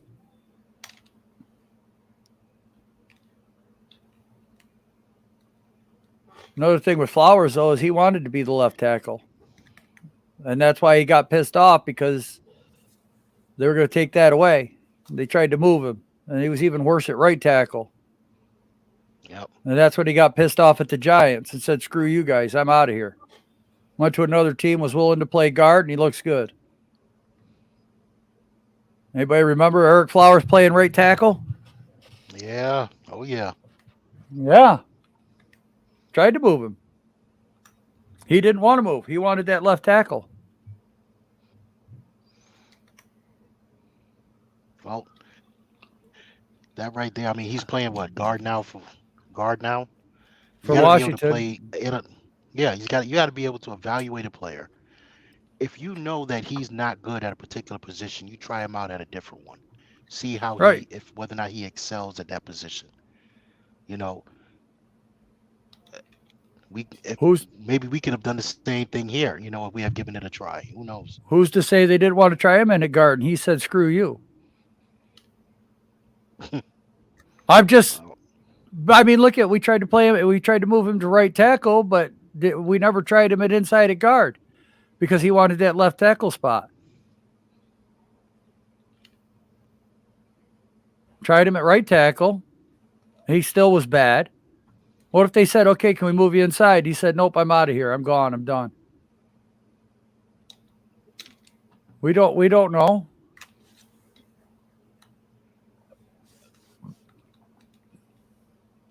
I don't know if he was better than Solder. I don't know. That's a tie in my book. I mean, poor Eli was ducking for cover every time somebody came off that edge. Yeah, that's true. I think I'm better than Nate Solder. That's not really an achievement. No, but if you look at Flowers' grades when he was here at left tackle and look at Solder's, they're probably the same. That would not shock me. That was a bad move with the Solder signing as well. You signed a over the hill right tackle. I'm sorry. Well, whatever they brought him in as, whether it's right tackle or left tackle, you brought him in. You made him the highest paid tackle, and look what he's done. Well, that was with the Barkley pick that year. And I can remember Giants fans saying that they were kind of happy we got Solder and we paid him that money when we first got him on the team. There were people that were happy with that free agency signing. You ain't go find him now, but there were people that when he got signed were happy with it because he just come off of a Super Bowl. I mean, his numbers didn't lie. He didn't give up sacks. His quarterback was Tom Brady.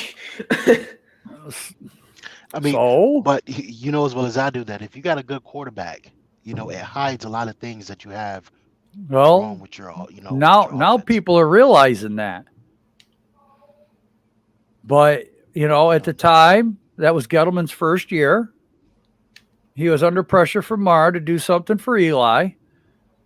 So he went out and got the best left tackle that was available on the market. And I'm still hearing people saying, go out in free agency and get some guys. Everyone else does it. It's awful that we have to go into the draft and get first rounders. But Dallas does it. It's okay. The Saints do it. That's okay. Detroit went and did it. That's okay. We criticize the Bengals for not doing it. So, damned if you do, damned if you don't. Swung and a miss. That said, there's been 104 general managers hired since the year 2000. I'm sure we could go through that 104 and find bad free agents, bad drafts, bad signings. I'm sure we could all break it right down into nice little, printout pages. Welcome to the channel, man. Thank you for stopping by. Go ahead and click that subscribe button if you haven't already. Hit that thumbs up button for me too. It really helps me out. Greatly appreciate it. Taj, what's going on? What's going on, Lou? What's going on, everybody? How y'all doing? How's it going, Taj? That's hot. Lou got his tongue burnt on coffee. Yeah. Hey, nectar of the gods, man. It's nectar of the gods. I drink it black, straight up. No sugar, no cream, nothing.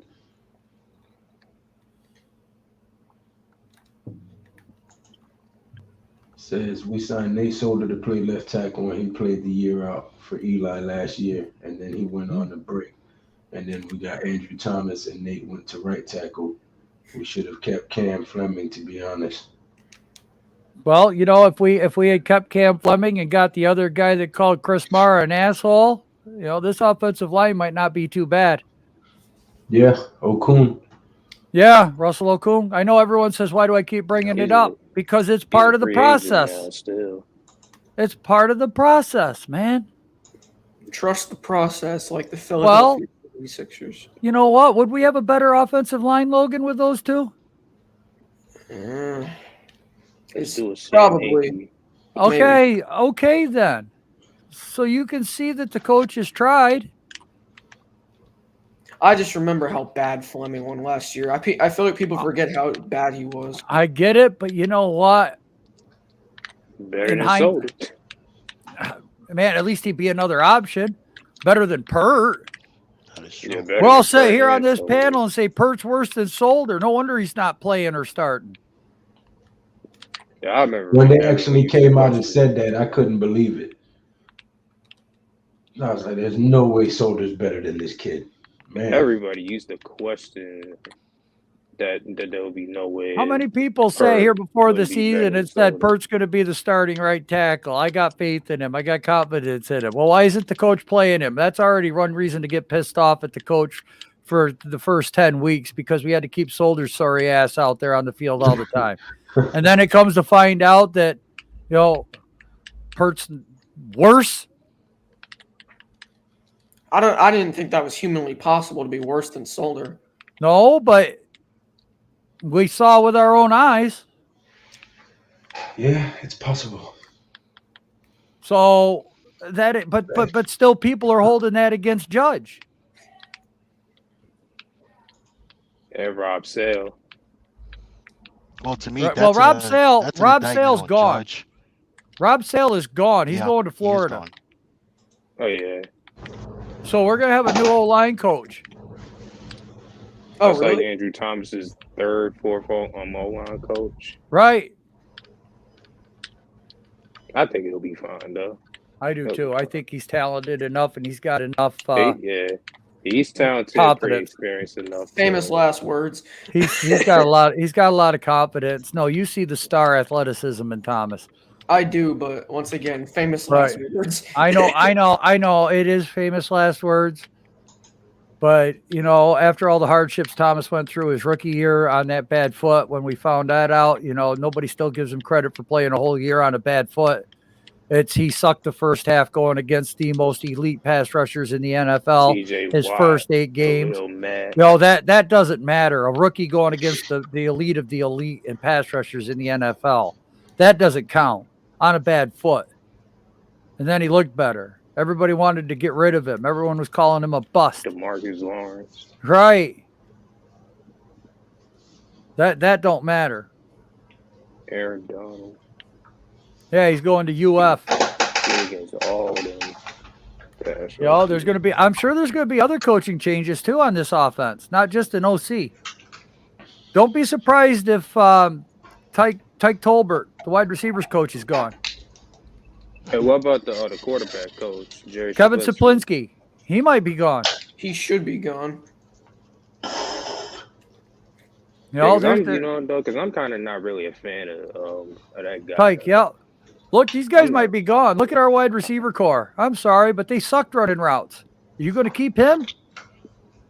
Look at how horrible we were talking about guys rounding out routes when we were talking about breaking down film on Big Pat's channel. How awful were those guys? They were all running together into a group. Well, that was wide receivers. That was to open up Gawley on the outside, who did get open. Daniel Jones just never looked to that side of the field. How was the result of those 3 guys running into each other effective play? It opened up Gawley. It don't matter. I mean, he was streaking for a 50-yard touchdown. You can't guarantee that. Pause on the opening up Galladay. Yo, man, chill. You can't guarantee that. You can say it, but you can't guarantee it. Slayton has not developed at all. You are 100% correct. In fact, he regressed, and I wish we never got him. That dude is a bum. Yeah, remember all the fans? 2.0. All the fans were saying Slayton could be a number 1. Where are those people at? Oh, my God. Where are those people at? Go ahead and click that subscribe button, Stephen B. That's It why at the is. same time in that year's draft where we drafted Andrew Thomas, I kind of wanted those. I kind of wanted one of those receivers. How come we're practicing back I shoulder wanted one of those throws receivers at week too. What caught his 11 eye? without the quarterback throwing the ball? Thank you to Jason Garrett and his offense, because that's what we're still running. Going against Right. going against the Packers in the playoffs. Damn it. All right, we don't have old coaches though. Everybody is out of college. Yeah, Every one of our coaches. We got young coaching staff and young Rob players. Sale. He's gone. Yeah, he's coming. I said he was coming out of college out of Louisiana. No, Thank you Sale's very going much. to UF. He's gone. Yeah. What happened to Rodney? What happened, Rodney? I don't know. Just something just happened with my phone just now and just kicked me out completely. Sunspots. A Prego tried to beat him up. Sunspots. Yeah. He's going to be gone. I'm telling you, Sale's going to the University of Florida, so we ain't got to worry about him no more. Going to the Gators. Everyone was giving him credit a few weeks ago. Running Right. back coach is pretty old. Who is the running back coach? Burton Burns. Oh, Burton Burns, yes. Monty Burns? Burton. Burns. He's like 97. Burton. Yeah, Monty Burns from The Simpsons. He's like Oh, 100. Jesus old Christ. guy. Oh, my God. Smithers. I never watched The Simpsons. The Simpsons scare me. Smithers. Yo. Pat, hope you're feeling better, my guy. Yeah, shoot. I gotta keep myself active, man. Because I'm the type. If I start thinking that I'm getting sick and lay down, I will get sick. So I gotta move around. Right. What's going on there, Pat? Yeah. Man, it's Drink a going lot good. Drink a lot of hot tea, Yeah, black coffee, no milk, no What's good, cheese, Pat? no cream, no dairy whatsoever. but hell of a stream, guys. I just want to comment on what Joe's been talking about the whole stream. What he did earlier when he named GMs and coaches. That's how the whole argument started. I'm okay if you firing Joe Judge, but give me a solution. Don't just tell me I want Thank you, everybody man. fired. Thank you, Mac. Yes, thank you, Mac. Yeah, just don't tell me I want everybody fired, and then you just bring up some wazoo names like Jim Harbaugh or Sean Payton. That's just out there. Get research some GMs and research some coaches. The same people Joe told you about, I've been researching as well. I like the guy from the Ravens. Yes. Yes. That's the guy I like the most because he has the most experience around a good franchise. He's been under Ozzie Newsome for over a decade.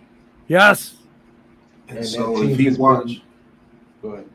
Sorry. and if he watch one of the masters of his craft, Ozzie Newsome is one of the masters of his craft at Jesus Yes. Work. His first draft ever, he drafted 2 Hall of Famers in Ray Lewis and Jonathan Allen. Mm-hmm. And then he was such a good guy. He told the Ravens that he was going to retire, but he stayed 1 more year so a guy could get groomed. His last gift to the Ravens was Lamar Jackson, Yep. who could turn into another Hall of Famer. And that was a damn good draft class. Now, I got a draft class that's going to blow y'all minds coming up soon. But give me solutions. That's the only thing that bothered me. I'm okay. Now, I'm not okay with the whole face paint and red nose and things like that, because if you were bad at your job, you wouldn't want anybody to do that to you on your way out the door. I'm a strong believer in treating others like you want to be treated. Jeffrey. Right. And that's a detriment. How you think his wife and his kids feel seeing him being posted as a clown all over New York City every day, calling him an idiot and calling him all of these type of things? How do you think that makes his family feel? How do you think that makes him look in front of his kids? People don't think about that. Yeah, that's all they want to do. Right. But that clown right there, like me and Joe's been saying, that clown is the only thing that's actually been half decent in this franchise for the past 10 years. Not saying he's a great coach by any means, but he's the closest thing to a good coach that we could get if we don't get anybody that's proven. What's the use of bringing a whole nother hotshot coach that has no coaching experience into the shitstorm that everybody says it is? We're the worst franchise in history, and in the league right now. So you want to bring another rookie head coach into this? The last 5 years, we've been the worst franchise in the league. So if that's true, Taj, what's the use of bringing another coach that has no coaching experience, that has no experience of being a leader of men? What I mean by leader of men are like a Lovie Smith that was mentioned, that nobody has mentioned besides Joe. And I forgot that he was available. He's so quiet, you forget that he's even in the league. Right. But he is a leader of men. He took a Bears team to a Super Bowl. Guess what? On special teams and defense, because Rex Grossman was ass. Right. Yep. If it wasn't for Devin Hester in that defense. The first RG3, Rex Grossman III. Yeah. Yeah. If it wasn't for Devin Hester in that offense, that defense. That was a bad team. Urlacher and do you know Devin Hester was their main weapon? Oh, you kicked that ball to Devin Hester, it was a problem. He did have a touchdown return in the Super Bowl, didn't he? Yeah. First play of the game. First play of the game. Yeah. Devin Hester would be in the Hall of Fame. He's a problem from the youth. Lance Briggs, yep. But a lot of people want to say, oh, Joe Judge sucks. He can't even do what he specializes in special teams. Well, I tell you what. How many kick returns and punt returns has this team given up? Not only that, the kicking game, the returners are looking a little bit better. Yeah, he had a screw up last week. He's human. Don't come after him after one, because he's given us some goddamn good field position. How many big kickoff returns and punt returns have you seen on the Giants this year? No. About what, 2? How many touchdowns have they given up? 1 or 2. None. They've given up none, correct? 0. Now, I guarantee you, what has this field goal kicker done? He's been to Pro Bowls back-to-back, where it should have been the Pro Bowl back-to-back years. Right. Look at that. That's true, Steven. You're one of the few people. Steven, if that's few people in the world that can say that. I was just going to say that. Yeah, one of the few people that tackled Devin Hester. Usually he burns your ass. What's up, Samuels?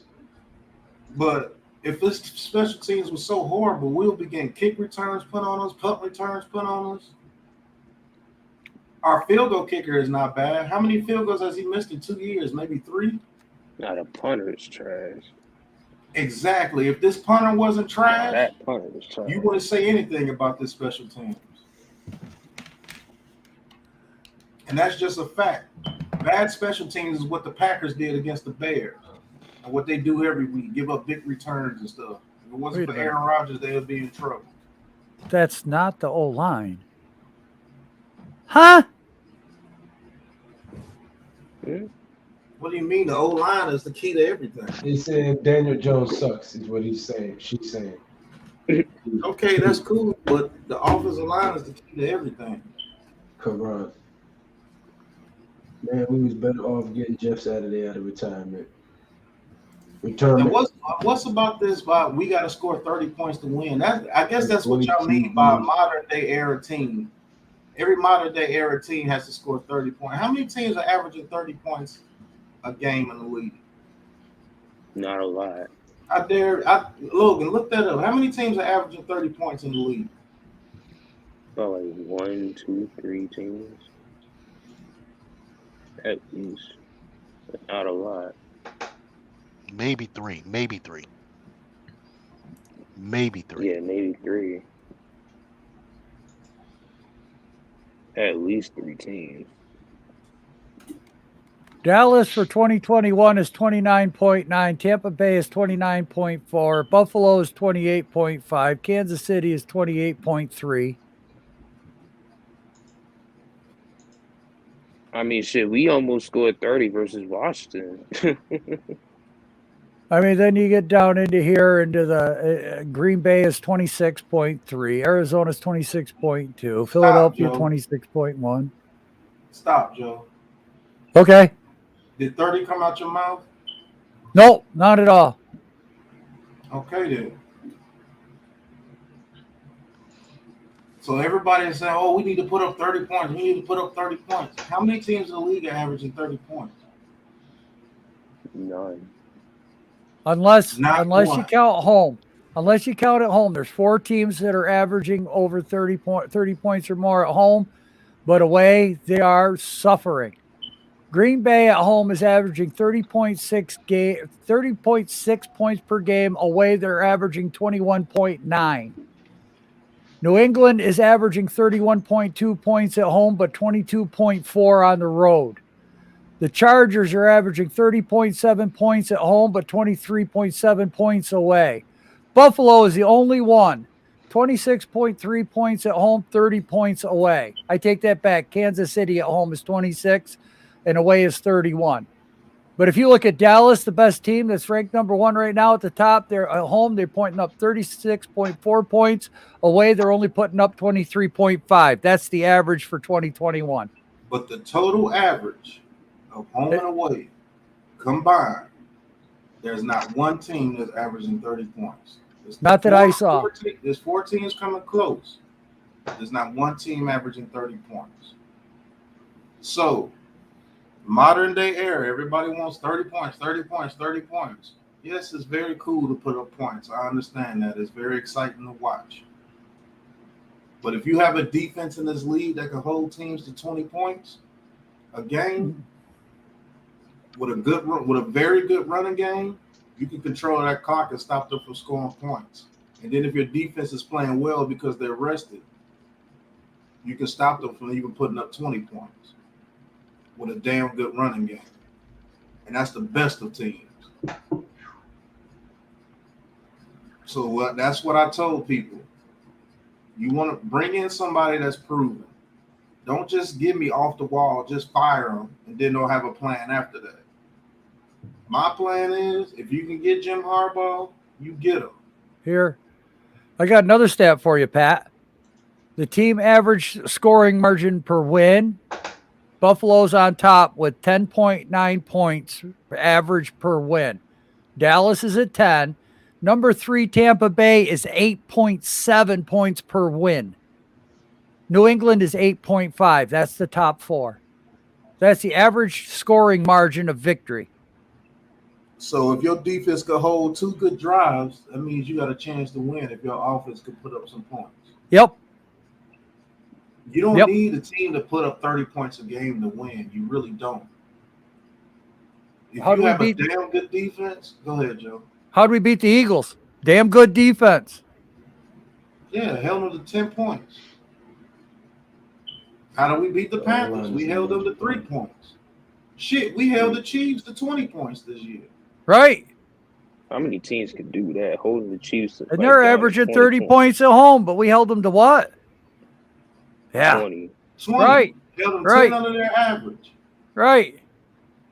So something must be happening with Joe Judge with a game plan when it comes to defense. I don't think he ever had a chance on offense. You can expect this team to go from 14 to 15 points a game just because Jason Garrett is fired. Now we're supposed to put up 30 points. No, it's not like that because that system is already in place. Now, like I said, if you find you a good head coach, if this new GM wants to bring in his own head coach, I'm not against that. Remember what I said at the beginning, Pat? These GMs like to bring in their friends. And I gave Detroit. Detroit's the perfect example. They went 9-7 back to back with Caldwell. What happened when they brought in his buddy Patricia to the Lions? Oh my God.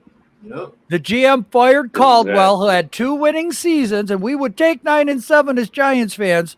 Don't even think that that's not true.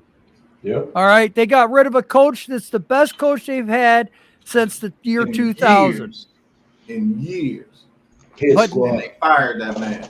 But the GM got to bring in his buddy, Matt Patricia, and they went right down the shitter and gave him 3 years too. And Matt Patricia was the worst, and he got 3 years. Terrible. Yeah, I want to say Joe Judge bad. Nigga, wait till you. Shit. And I want to say this much too, right? I think a lot of people forget that this was still Jason Garrett's playbook. You know, this playbook wasn't going to change. But I remember Browns fans saying, that Kitchens, he's a decent play caller, but he can't build upon his plays. And I didn't fully understand that until we were watching that. Kitchens really can't call a game. I mean, and I know some people. Hold on one second. I got a cough real quick. Give me one second. But I know some people really put a lot of faith in Freddie Kitchens, thinking that he was going to come out here and change this offense. I really do think that if we can get ourselves a solid right tackle, get us that center and Linderbaum, this is a completely different offensive line that should help Daniel Jones or whoever is behind this offensive line. Yes. And we should, if it makes anybody feel better, the more I think about it, this offense really, well, hopefully, let's cross our fingers, cannot be worse than how it was this year. It can only go up. And we saw glimpses of what this offense could be. It could get worse. I really don't want it to get worse than what we're at right now, man. Because we're putting up 3 points. I don't want to put up no points. But I really do think that, man. Nice seeing y'all again. I had to suck it up. Yes. Nice seeing y'all. I'm glad you're feeling better. Man, I'm taking my meds right now, bro, as we speak. I'm going to mute myself. But I will say this. New GM means there can be a new coach. You guys are going to jump through the roof. But with that new coach, that means there's a new offensive coordinator that's good as well. But this defense is going to change as well. Says Caldwell. And what if those players for that Jags job? Yep, he is. But what if the players that's here on this roster, the new head coach and GM don't like? What if Roche doesn't fit what he wants to do? What's good? What if Ojulari doesn't fit what he wants to do? Then what? What if Barkley? Yeah, what if Barkley doesn't fit what he wants to do? He's too injury prone. He's not on the field. I don't want him. Let's trade him. Yeah, I'm quite sure if they say that about Barkley, they'll say that about Jones as well. Right. Kenny Galladay. So you're looking at, if that happens, a full slate clean, besides the contracts that you can't get rid of, you're looking at another 4-13 to 5-12 season. Are you gonna call for the heads after one season? Giants should get an OC that runs the wide zone. Put DJ in the West Coast Shanahan type offense. Yes. And get some receivers that are built like running backs. Get receivers that he can throw it quick to, and they can make something happen off the screen. We got one, and Kadarius Toney needs to put on a little weight. Well, you need to get a couple of more receivers like that. I think Daniel Jones would go off. I also think Daniel Jones would fare well in a heavy run 2 tight end system as well. And that's why I brought up the quarterback's coach from the Saints and why I brought up the quarterback guy there with the Chiefs. Because it's that similar type of offense that these guys are running. They know how to scheme receivers open. Look at what the Saints can do to scheme guys open. Look what the Chiefs do to scheme Tyreek Hill open. Right. I'll throw a name I like. I know I don't see a lot of people talking about him, but I personally like him. Todd Haley. I thought he was pretty solid over there in Cleveland, and he did pretty good in Pittsburgh as well. The thing is Todd Haley got his head back together because he was a head case for a little bit. Yeah. But he was a damn good coordinator when he was there, when he had his head on straight. Right. But to Joe, with the Chiefs offensive mind that you say that's over there, do we have the guys to be able to run that? Well, that's the question. Do I think Tony's one of them? Yes, I do. Yeah, most definitely. But Galladay, okay. Now, again, which is why I keep wanting to draft tight ends in this draft, because there's a couple of really good ones. I think if we were to get one of those good tight ends, I think that the guy from Kansas City would definitely be using him like a Kelsey. Man. Okay, because I don't think Ingram's going to come back. And to be God's honest, truthful with you, I don't want Ingram back. Mm-hmm. That's just me personally. If he comes back, I'm going to root for him. He's a Giant, but I'm not going to hold him to any specifics or in high regards. He's going to be on the field again, and I'm just going to hold my breath when the ball's thrown his way. What would Galladay bring to the Kansas City Chiefs offense passing threat right now? We say that he's a 50-50 ball type guy. I don't know as if they would use him exactly like that. I I almost wonder if they would have him more as like a guy that would cross the middle, but we've got to have somebody that uses the whole damn field and not half the field when we're calling pass plays.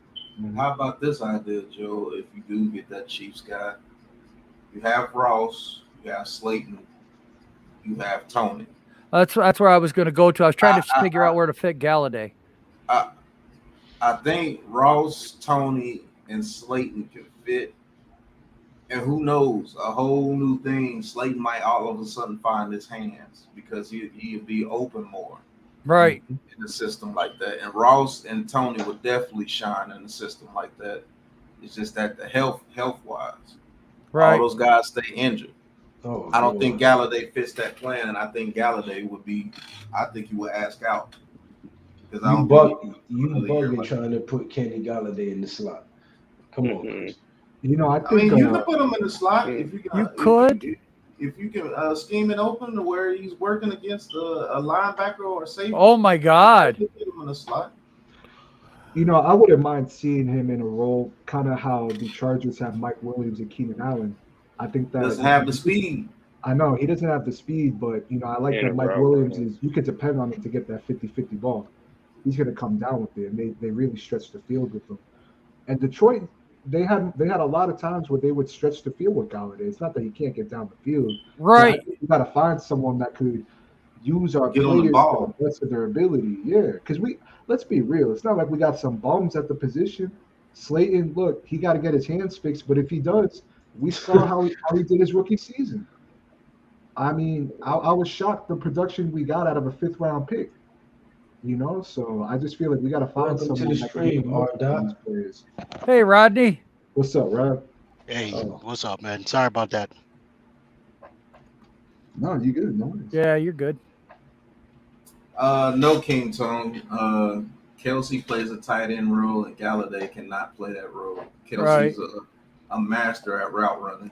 Kenny Galladay's not a route running master. He's a 50-50 ball guy, and if you can scheme him open in the middle of the field, that would be great for him. And Steven, that's why we killed Garrett, is because he was so damn predictable. He never changed anything up. Mm-hmm. Why do you think everybody wanted him fired? He never changed anything up. He took a pocket quarterback and made him run RPOs that we're bitching about. Our quarterback's getting hurt. I'm telling you my theory on that. He was trying to look bad and get Judge fired. Evan Ingram was shining the head coach. I think Evan Ingram was shining in that Chiefs system. I truly believe that. Oh, he would. If he'll run over the middle and not be afraid to catch the ball. When he runs over the middle, he's afraid. But you got to lead him into good. You got to lead him into good passes. That he does all the time. Right. Again, that's why our wide receivers coach and tight ends coach, who's Freddie Kitchens. Kitchens will probably be gone, especially if Dorsey gets hired. Kitchens is not going to stick around here with Dorsey because he was the GM in Cleveland that kept Kitchens around for a year and then got rid of him. If we bring Dorsey in here, Kitchens is definitely gone. Oh, 100%. Now, let me ask you guys something, right? I know, obviously, you know, traditionally as the Giants, we don't really get these crazy athletic tight ends that do the job. You know, you think of Boss, you know, who really came up solid for Eli. You know, obviously you have the Jeremy Shockeys, but do you think that, say, Evan Ingram were to go to another team next year, do you think that they're going to take the chance on another athletic type of tight end or more of a traditional tight end, I guess you could say, for whichever quarterback they bring in? With Judge, I would say he'd want a Gronkowski 2.0. I think that'd be a Bavaro 2.0. Mm-hmm. I think like a Kevin Boss. I think the tight end that will fit this scheme best, especially heavy run scheme, is a tight end. I know it's far-fetched, but a tight end like Antonio Gates. Antonio Gates, believe it or not, was a damn good blocker. Yeah, that's so athletic as hell to where he could get into the pass game and catch touchdowns. Right. Same thing with Tony Gonzalez. Gonzalez was a better blocker than people think. Shannon Sharp was a better blocker than people think. Now, these are Hall of Fame tight ends, so don't quote me as saying, oh, we need a Hall of Fame tight end. No, I'm not saying that. I'm saying you get a tight end that's willing to block and put his neck out there for his teammates and block, and get you a tight end that's very decent in pass catching. Jason Witten comes to mind, another Hall of Famer, by the way. That's You why I get the said trend. Bavaro. You get the trend, Mark Bavaro, willing to Mhm. block, very good catching tight end at the backfield. Get the trend, Hall of Famer. You get the trend. Those guys usually turn into Hall of Famers. Those guys that are willing to block and still catch the ball. Yes. All right, Mac. Have a good night. Have a good one. Later, Thanks Mac. for stopping in, bro. Now I can name one that might not make it to the Hall of Fame, and that's Algie Crumpler, but he was damn good for some Oh years my too. God, he was. Oh man, he was so underrated. Frank Wycheck comes to mind. I don't know if he makes it to the Hall of Fame, but he was willing to block and he was a good pass catcher as well. Hey, you know what? I don't know why we got rid of Martellus Bennett, man. I Yeah, never Marcellus understood that either. Martellus Bennett was good. And he got what, 2-3 rings with the Patriots? The Or Patriots. 2 rings? 2 rings, yep. He was very good. So we need to get a tight end. I mean, Jared Cook comes to mind. He's been good for a long time. Mm-hmm.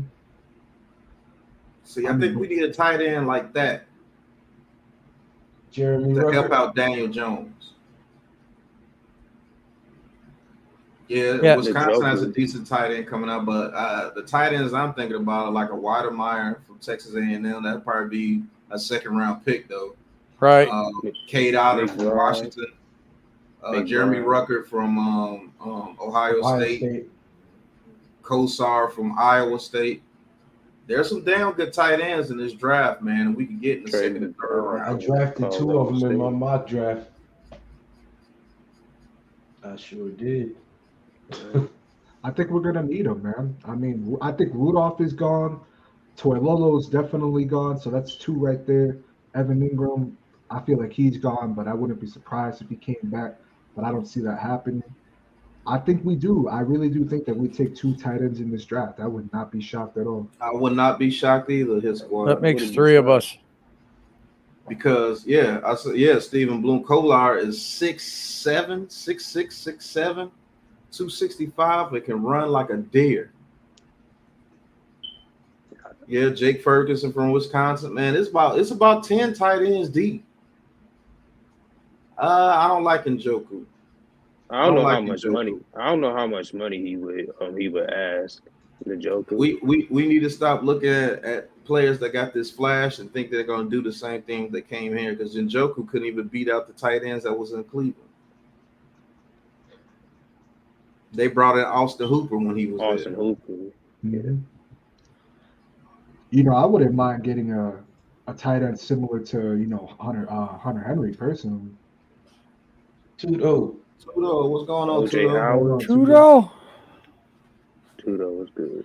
I mean, you could probably get OJ Howard on the cheap. OJ Howard. I don't even think he's seeing time over there in Tampa. With I think he's Gronkowski. I think he's going. You could get a lot of them Tampa Bay players are going to be out this next year. Oh yeah, OJ, yeah. But Sports report, what's going on, bro? I agree with Stephen Bloom's comment right there. I actually do think that in the 3rd round we should take a tight end. Definitely. I wouldn't say go in the 3rd and the 4th if we keep all our picks, because we got 2 4th-round picks.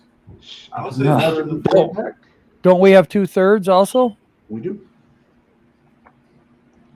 We got 2/3. Yeah, we do got 2/3 and 2/4. Yeah, we got 2/3, 2/4. We got 2 firsts, a second, 2/3, 2 fourths, 2 fifths, and a 6. Mm-hmm.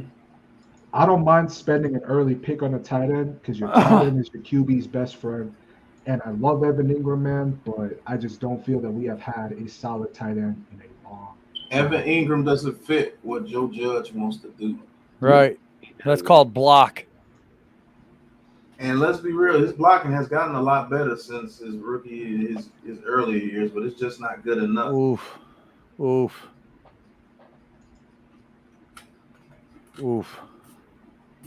But we have a lot of picks this year to where we can add some depth. And Absolutely. what we do in free agency is going to determine what we do in the draft. If they get some offensive linemen in free agency, I don't know if we go 2 offensive linemen first in the draft.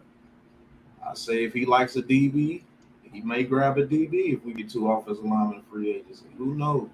Me preferably, I would like to go with the young guys and build, but Joe Judge, especially with the fans now, is not going to have that luxury of trying to build a team. He's going to have to try to win next year. Yes. Yeah. What's going Miz, on, man? He's hopefully going to date try. night. Hopefully date night went well for you, Miz. Yeah, unfortunately, he's going to have to try to win next year because, hey, look, all the clown face Aye. painting, all the red noses. If he's here next I year, have to try. We get an Yeah. offensive line though, Pat. I think we could be a 10-win team next year. We I'm not gonna can. go any higher than that, but I could 11 if to we got a 6. running game.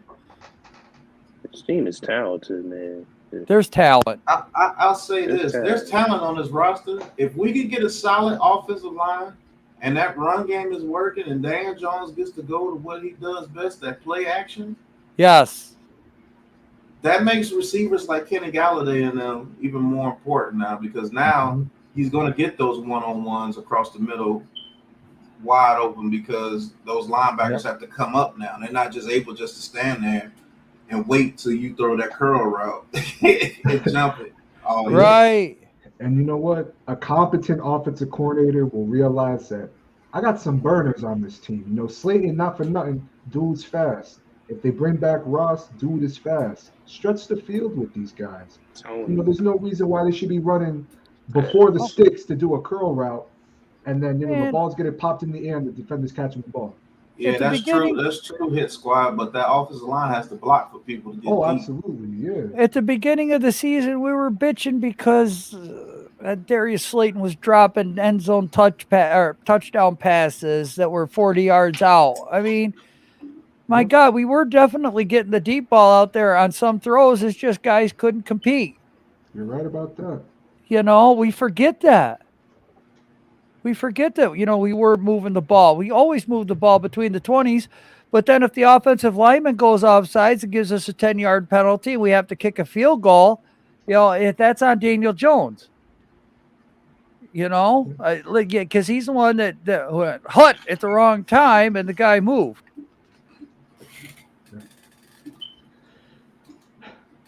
Sucks, man. It does. And I know we could all agree that we want the general manager gone, but I also think that you got to get rid of a lot of these scouts, man. I mean, The because scouts? it hasn't been working. Yeah, a lot of these. I think you got to get rid of the training staff and the scouting staff. Just going to say that. I think you got to get rid of both of them, man. Because you look at other teams throughout the league, and the best teams, they hit on their later round picks. They don't got to necessarily say, "Oh, we got to get 2 offensive linemen in the first round." They could get one, maybe get one in the 3rd and 4th, and still hit. I mean, we have Julian Love, maybe that's a pick that we hit in the later rounds. Tate Crowder, you can make an argument for, but I mean, who's the corner? Hamilton? No, number 30. Aaron Robinson. Darnay Holmes. Darnay Holmes. That's a Holmes. later pick. So it's like you can hit in the later rounds, but there's been so many picks that we've missed on, and we're relying on these scouts. What's hurt us the most is we're not hitting on the later rounds or the beginning rounds. Facts. So those beginning rounds we're not hitting on, and that's not building a foundation for this team, which I do believe the foundation is built through the 3rd and 6th round, 3rd and 6th round. If you hit on about 2 or 3 of those every year, that gets your foundation built. And then those number 1 picks are supposed to be your studs. Those are supposed to be the guys that those foundation guys follow. Yep, Love, Holmes, Brown, Crowder, Williams are solid. Yes. We're starting to find it's been the last couple of years. We're starting to finally hit on them 3rd, 4th, 5th rounders. And when healthy, Robinson he's good. Darnay Holmes was good in coverage last year. I thought, obviously there's things he needs to work on. But I mean, you even look at a player like Tate Crowder, which I'm not going to say that, he's a top 15 linebacker, nothing like that. But I think that he's still for where he was drafted at, he is, in my eyes, I thought that was a hit. Because we're getting a high level of production out of this kid. He has some things he has to work on, but he has moments where you say to yourself, okay, there's potential with this kid. This kid, maybe not as your number 1, but he could be a solid inside linebacker, I feel. You pair him with Martinez, you pair him with, because I really think that they should bring back Jalen Smith. I think that for the limited time that he's had to learn this playbook, he's been doing pretty solid for us. it is solid, but it depends on what he wants. Because I tell you, man, I'd rather get a You cut out, Joe. I didn't hear what you said. Hey, hey Joe. I'm back. The Okay, internet repeat what shit you the said. bed. My bad. Oh, we got the same minute now. I know. It's yeah. So I mean, it all depends on what he wants because I would rather get a couple of free agent linemen in here to go with our draft picks. Oh, I absolutely. do Yeah. not want. I am not counting after this Pert and Wilson experiment. I'm not counting on Lemieux. I'm definitely not counting on Pert next year. I mean, I hope we give him an injured, sign him, get him out the door, give that roster spot to somebody else. No problem. Hernandez is gone, Solder's gone, Sakura's gone, Price is gone. I mean, who does that really leave on the team besides Lemieux? That's it. Lemieux, Mhm. Pert, and Thomas.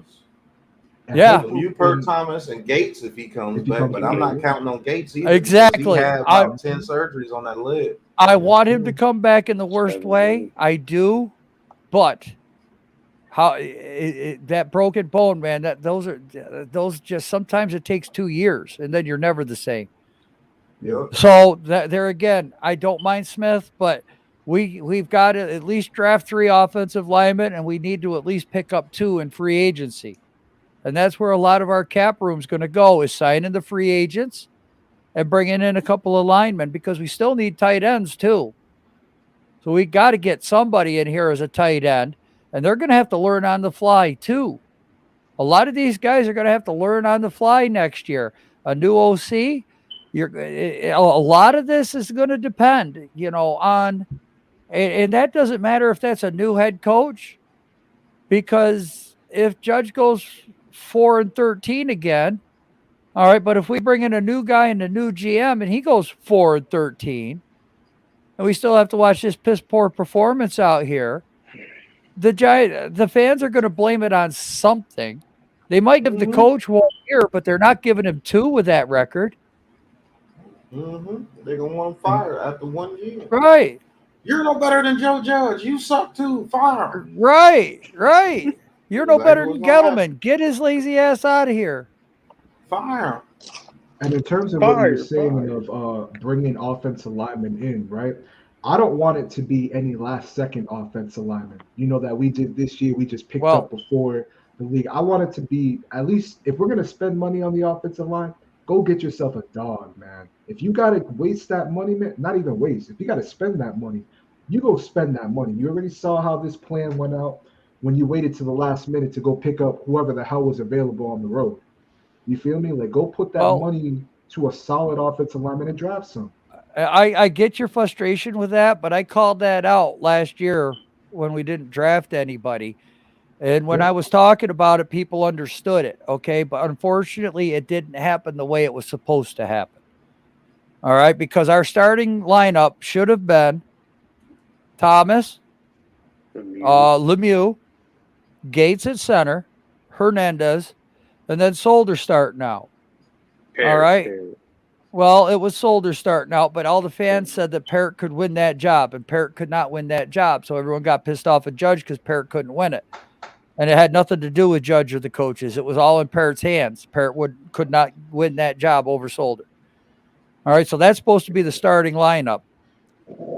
Well, there's nobody else available. They didn't panic and give up our 2 first-round draft picks this year to try to go get offensive linemen. They didn't panic and try to give up 2nd or 3rd round picks to go get offensive linemen. They tried to do it within the confines of what they had. All right. Now I admit it. We're missing what's his name that went to Cincinnati. All right. He was an important piece on this defensive line. But if you could have had Price and Sakura and Bredesen sit for 8 or 9 weeks before the injuries started hitting, okay, at least you didn't have to count on a redshirt draft pick, undrafted free agent. Okay, you're not looking at a 6th or a 7th rounder or even a 5th rounder to come in here and try to start. That wouldn't have helped this offensive line at all. So everyone says we missed out. You should have drafted 1. What the hell was he going to do? Right. A 5th, a 6th, or a 7th round. Well, everyone else has them. Yeah, they sit for 2 or 3 years. You know what? We were saying, you know what? Price was a first-round pick. Maybe you guys were saying that Isaiah Wilson's a first-round pick. He's going to be a beast. But you can't give Price the same affection? He was a first-round talent, too. And we got him for nothing. Had he had a chance to sit for 8, 9 weeks, learn the scheme, learn the blocking, get in shape instead of just getting thrown right out there, you can tell right now that those guys have no confidence. Him and Sakura, they have no confidence. They're just out there. That's all their mind. They're not using technique. They've forgotten technique because they're trying to do more than what they can do. But that doesn't matter. They out there just because they out there. Right. So when you go and do stuff like that, I saw the plan. I saw what Judge wanted to do. I called it out. I said, at least this way, you're getting guys that have been in the NFL for a season or 2. They're still young. You could develop them. They're in shape, and they don't have an injury history. They could be a solid backup given time. They were given no time. Other teams do that. My God, the Buffalo Bills. Listen, you guys listen to the Buffalo Bills fans at all? They're screaming right now for an offensive line. They're killing the OC because their lineman sucks. It's all Josh Allen. He's the one that's doing it all. When they lost those 3 games in a row, they were calling for heads. Guess who they got, though, now? Our former right tackle. Who's that guy that sucked so bad? Fleming? No, the other one before that. No, I'm thinking the dude out of Jacksonville that we signed for like 3 years and he played like 8 games. When Gettleman first got here. Let me look it up real quick. Billy, no. Bobby Hart? Bobby Hart. Yeah. Bobby Hart. Buffalo Bills fans were calling for Bobby Hart to start at left tackle. That's bad. Bills fans we know how bad that guy sucks. That is bad. They thought it was a good idea to put Bobby Hart at left tackle. That's how discouraged they are. Thank you, Jeff. Shit, did they know how bad? Did they know how bad Jake Fromm was? Hey, I'm just telling you, I follow other teams, man. We told you what was going to happen. You're going to get that kid in there. His confidence is going to get shut down. Gone. He was so shut down, he had to get pulled out at halftime. Man, yeah. I'm telling you, when December 26th, when we played the Eagles and I went to Duffy's, there was a guy at the bar wearing a Jake Fromm Giants jersey straight out of China. Yep.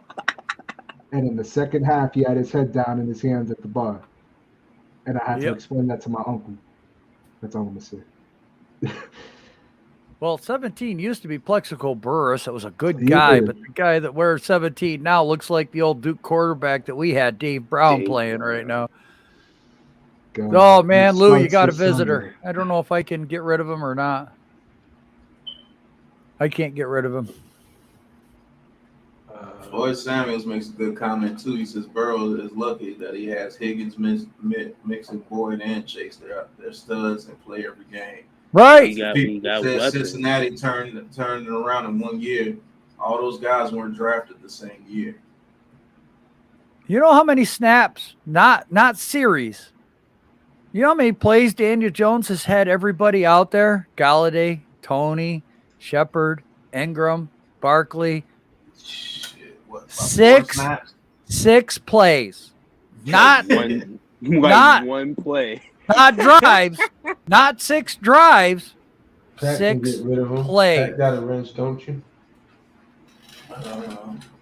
Oh, you gotta block that dude. Hold on, let me see what I can do. 6 plays. He's had all his starters out there.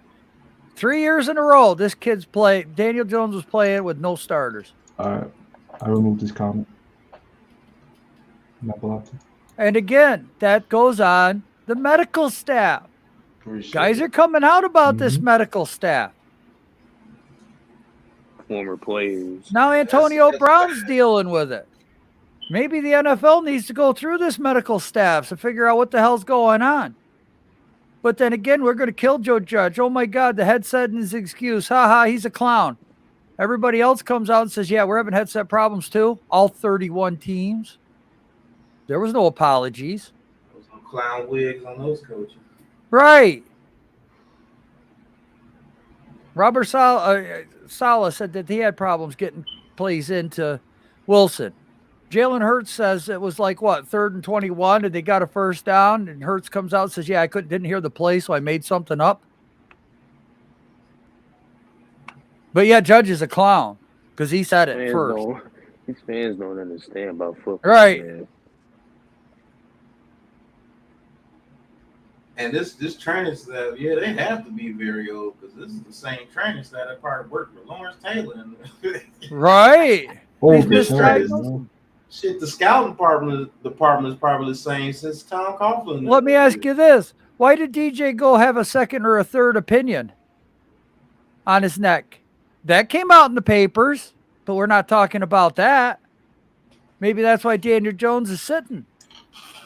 Because the medical staff might have cleared him to play against the Eagles if he did get hurt in Tampa Bay. And then the medical staff is saying there's nothing wrong with it, but Daniel Jones is like, I got issues. I want a second opinion. Heaven forbid. You know, I have to run these goddamn RPO plays.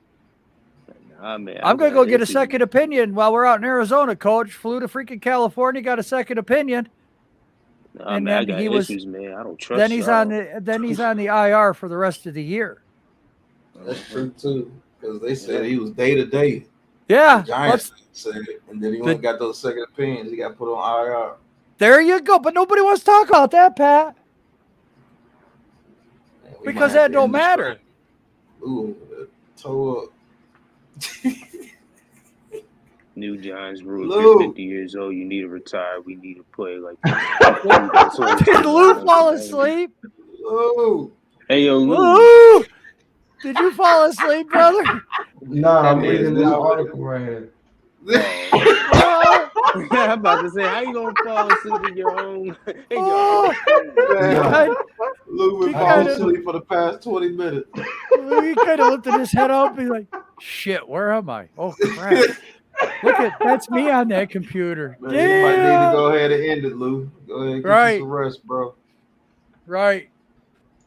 Steve said, bro, you sleep. Sorry. That's like when the teacher wake you up and you just confused in class. I was reading chapter 2. Go on, the principal's office. Oh, poor guy. Oh, man. This shit real, son. Shit is real. Don't do this in draft. Right. Not no war room. Too. But that's a perfect point, Joe. He did not get put on IR until he got 2 more opinions. Right. You didn't get the opinions to try to come back to play. He got the opinions. Yeah. About it, he had to stay out the season. Not no damn day to day. So maybe they were telling him day to day, man. They had about that throwing and it was hurting him. He was like, man, let me get a second opinion. I don't understand. Look, you go out there, you take some more hits. There could be structural damage. I don't understand how he was throwing. I don't understand how he was throwing the ball afterwards, but I don't. Leg damage. He's throwing the ball. How? I said I don't know how he was throwing the ball. If he got released, how he's been out there wearing a helmet with a neck strain. I know I've had neck strains. I could barely move my freaking head. I mean, you drive a car and you're doing this number here trying to look for traffic. Oh, yeah. It's not easy. No, it's not. So I don't understand it, but I'm just bringing it up that might have been a hairline fracture. I don't know. Tudo said, Tudo said you can deny it all you want, but you were snoring the whole time, Lou.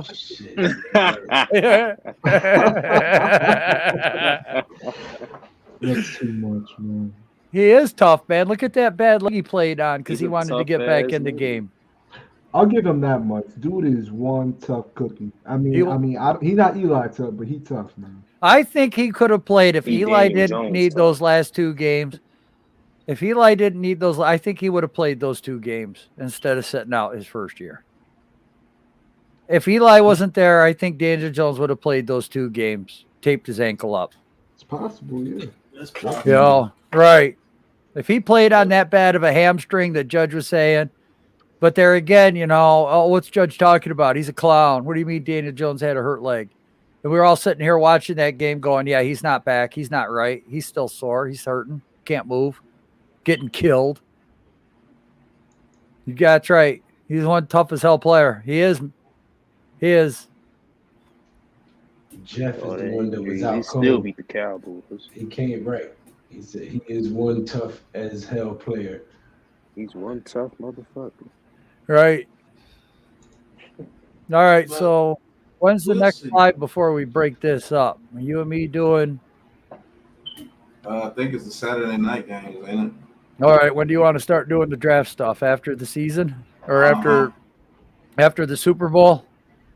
If you want to wait that long, we can do it right after the season. I mean, Okay. you do it, it will be out before other people start doing it heavy. That's what I'm thinking. So probably Next Friday? Yeah, Okay. next Friday. Yeah, get a hold of me. We'll get a hold of each other a couple of times and watch some film and shit. Write down some names. Yeah, I'll do like a record only, and you jump in and we'll watch it together so we can get our pointers and everything ready for the show. Right. We could do it as a premiere. Mm-hmm. Thanks. It's good, Rick. Either he was hurt more than what they were saying, or he wasn't as hurt as what they were saying, and they did hold him out. But Yeah, maybe they just how want it other went, people though, to do I it. think Jones got 2 second opinions just to see how bad it was because they told him it was day to day, and he was probably feeling some sharp pains throwing that ball. But he's a tough ass dude, so you're gonna keep doing it. And somebody probably told him to get a second opinion, and it came out that it was worse than what they said. Right. And they had to sit him out. I mean, that's going to be the interesting part, man. Who's gone? You're Who's thinking gone doesn't next have to Monday, require Tuesday? surgery though. Just like that's just crazy, man. Why does everybody get these soft tissue injuries on this team? That's like weird, man. Oh. It's always quads, ankles, hamstrings, Man. all throughout the year. Everybody gets them. That's like, you know, when Judge came out in his 11 and a half speech, says we're not fighting on the bench. Everybody just assumed he was talking about Washington.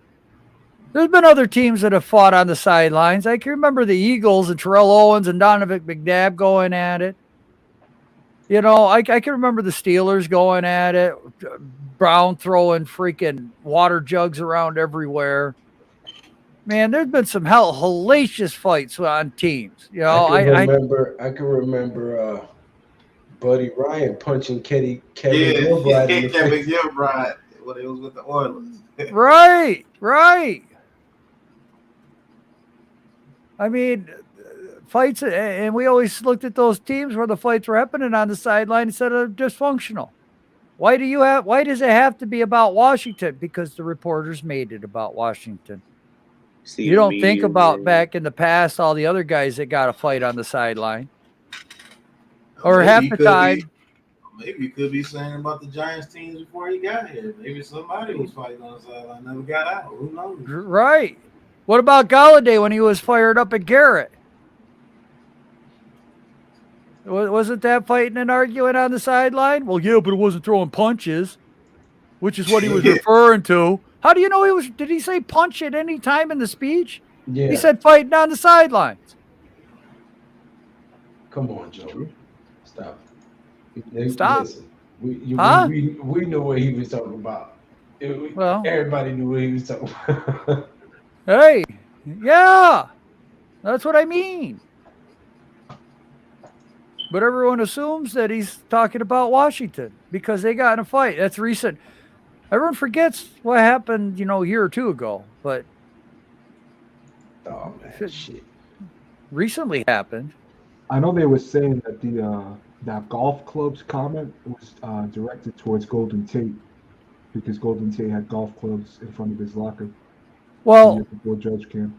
Oh, where the hell was that on Twitter? There was a guy coming on for 2 minutes. Okay, yeah, Miz, I guess. lose the host, there was a twit. And it had one guy saying, I didn't learn how to slack off until you got your contract for being the guard, to Jeff Schwartz. Yeah, I posted that to Jeff Schwartz today. That's what you. Yes, I remember Yeah. that. Yeah, okay. I didn't learn how to throw in the towel or sandbag or whatever the hell you want to call it. Yeah, he was my bad. He was trying to go at he was commenting, excuse me, on Dan Orlovsky saying that the Giants have scored 1 touchdown in their last 35 offensive possessions. Right. And Jeff Schwartz came out and said, at least they aren't planning their vacations yet, and look at the bright spots. So I screenshotted Bobby Hart saying that Schwartz, you quit on the team my rookie year after you secured your guarantee bag money, bro. Maybe I learned shutting down from you. And I was like, maybe you should sit this one out, Jeff. Right. Right. I'm just saying, man. Well, he did too, Gio Schwartz did play here, didn't he? He did, yeah. Yeah. He said, and he clapped out and said that he learned how to quit from him, huh? What's up? Hey, man. What's going on, man? Oh, anything going on, guys? Gio Schwartz was trying to get his joke in on Joe Judge, and the joke was on him. Right. Anytime that Gio Schwartz comments on something, like I'll literally like just go on. I just want to come on and say, I'm pretty sure you probably. When did he say Washington?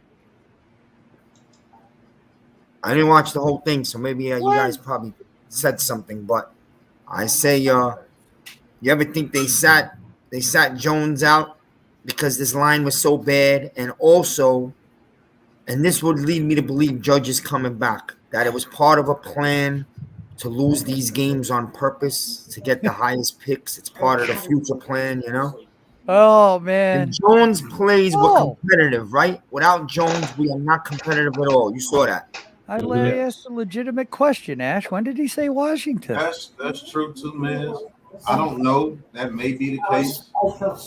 And maybe if they were trying to get the 2 highest picks they could, that means they're trying to go get 2 stud offensive linemen. That's the only thing I can see if they're trying to tank.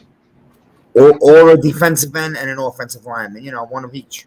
Right. Yeah, but the plan didn't come to roost because we're probably going to have the 5th pick. Hey, Karloftis might not be a bad guy, man. I want to see him in the combine. Karloftis might be that good at 5. Yeah. I mean, I wouldn't mind taking. I mean, he was a beast at Purdue. I just don't think he's on Hutchinson and the left. Yeah, I just don't. Yeah. We'll see how this. He's not bad. He's not bad at all. You got a good scheme with Karloftis. He can be. He can be a problem. Right. He's got a motor out this world. I've looked at his game. He's got some power in him. And if we miss on Linderbaum, go ahead. I mean, I just don't think I would take him over Linderbaum or Kenyon Green or my boy Evan Neal. Right. But I wouldn't be mad. I'm not saying I would be mad if we took Karloftis at 5. I'd be like, right. Okay, we're going a direction. We got Karloftis and Ojulari on the edge. I'm feeling good. Right. I'm not gonna lie. I'm not. Not if we can't block for our offense. I don't want to. Well, you can get the second pick. You get an offensive lineman. Yeah, I was thinking keep Okwanu. Yeah, Okwanu. You got Kenyon Green. You got Linderbaum. Yep. And then the second round, you could get Ed Ingram or Kennard from Kentucky. I saw a report today. Linderbaum might go top 10. Yeah, I'm telling you. Yeah. Yeah. I've been saying it the whole time. Everybody, you can get him at 15s. Okay. We're not the only team that had fights in training camp. We're not the only team. Didn't the Lions had a fight in training camp? Right. There was 3 or 4 teams during training camp. You're going through 2 days. It's right. And we forget Josh Norman and Cam Newton, don't we? Real quick. Mm-hmm. I mean, this should be a shot. Sterling Shepard was fighting in the offseason with the Browns. I mean, that was a meme going around for a while. Right. Like, it happens. Like, and I feel like the only people that complain about that are people that never played the game. It's gonna happen. Right. But they're saying because Judge said it, we're not fighting on the sidelines. I haven't seen them fight on the sidelines outside That's of. not fighting on the sidelines. That's in Not in the training middle of camp. a game. Right. Training camp. Okay, I want some fight out of my guys. I like that shit. Shoot, people are fighting for roster spots. They'll fight for their lives out there. Right. Training camp. You don't know how vicious it is out there. Right. Training camp, you go through 2 days. Yeah, we had. You don't know if you're gonna make the practice squad or not. Shit. Kadarius Toney got in a fight with Dallas, but you know what? I don't blame the kid for that one either. Yeah, I can't blame him for that. You know, that's not our players fighting with each other, though. That's Kadarius Toney going after a Dallas player for a dirty cheap shot. And I'll be honest Best with you. tackle would be Evan Neal, and then after him would probably be that kid out of Boston College, Zion Johnson. He's checking himself out. Right. You said the best tackle after Neal is Zion Johnson. No, guard. He said guard. I said, yeah. Yeah, Ikem Zion Johnson is down on that list, bro. Wait, what? How are all these lines? Yeah. That tackle. Splash. No, ain't Zion Johnson. Was right after Evan Neal. Then you got Charles Cross. Then you got Kennard. Then you got the tackle from Northern Iowa. The tackle from Central Michigan. You know, more stuff. More stuff is going to start coming out. Look when we learned about Thomas's foot injury. You know, look at some of the other stuff that we didn't learn until the end of the year. You know, we're just starting to get the tip of the iceberg right now. There's a whole lot more underneath right now. Because if Gettleman gets fired, maybe more stuff comes out. If Chris Mara gets, you know, taken off the scout team, maybe more stuff will start coming out. These insiders and all of that, maybe they'll start. Is it going to be true or not? I have no friggin' clue. But we're just starting to scratch the surface of everything that's been wrong with the Giants. You know, the players. Organization get if they in return if they trade Evan Ingram and Eli Penny, just 2 pennies. You get a 4th. Evan Ingram might get you a 4th or 5th round pick. Hey, I mean, guys are coming out right now, the final week this week, saying that, you know, they're praising Joe Judge.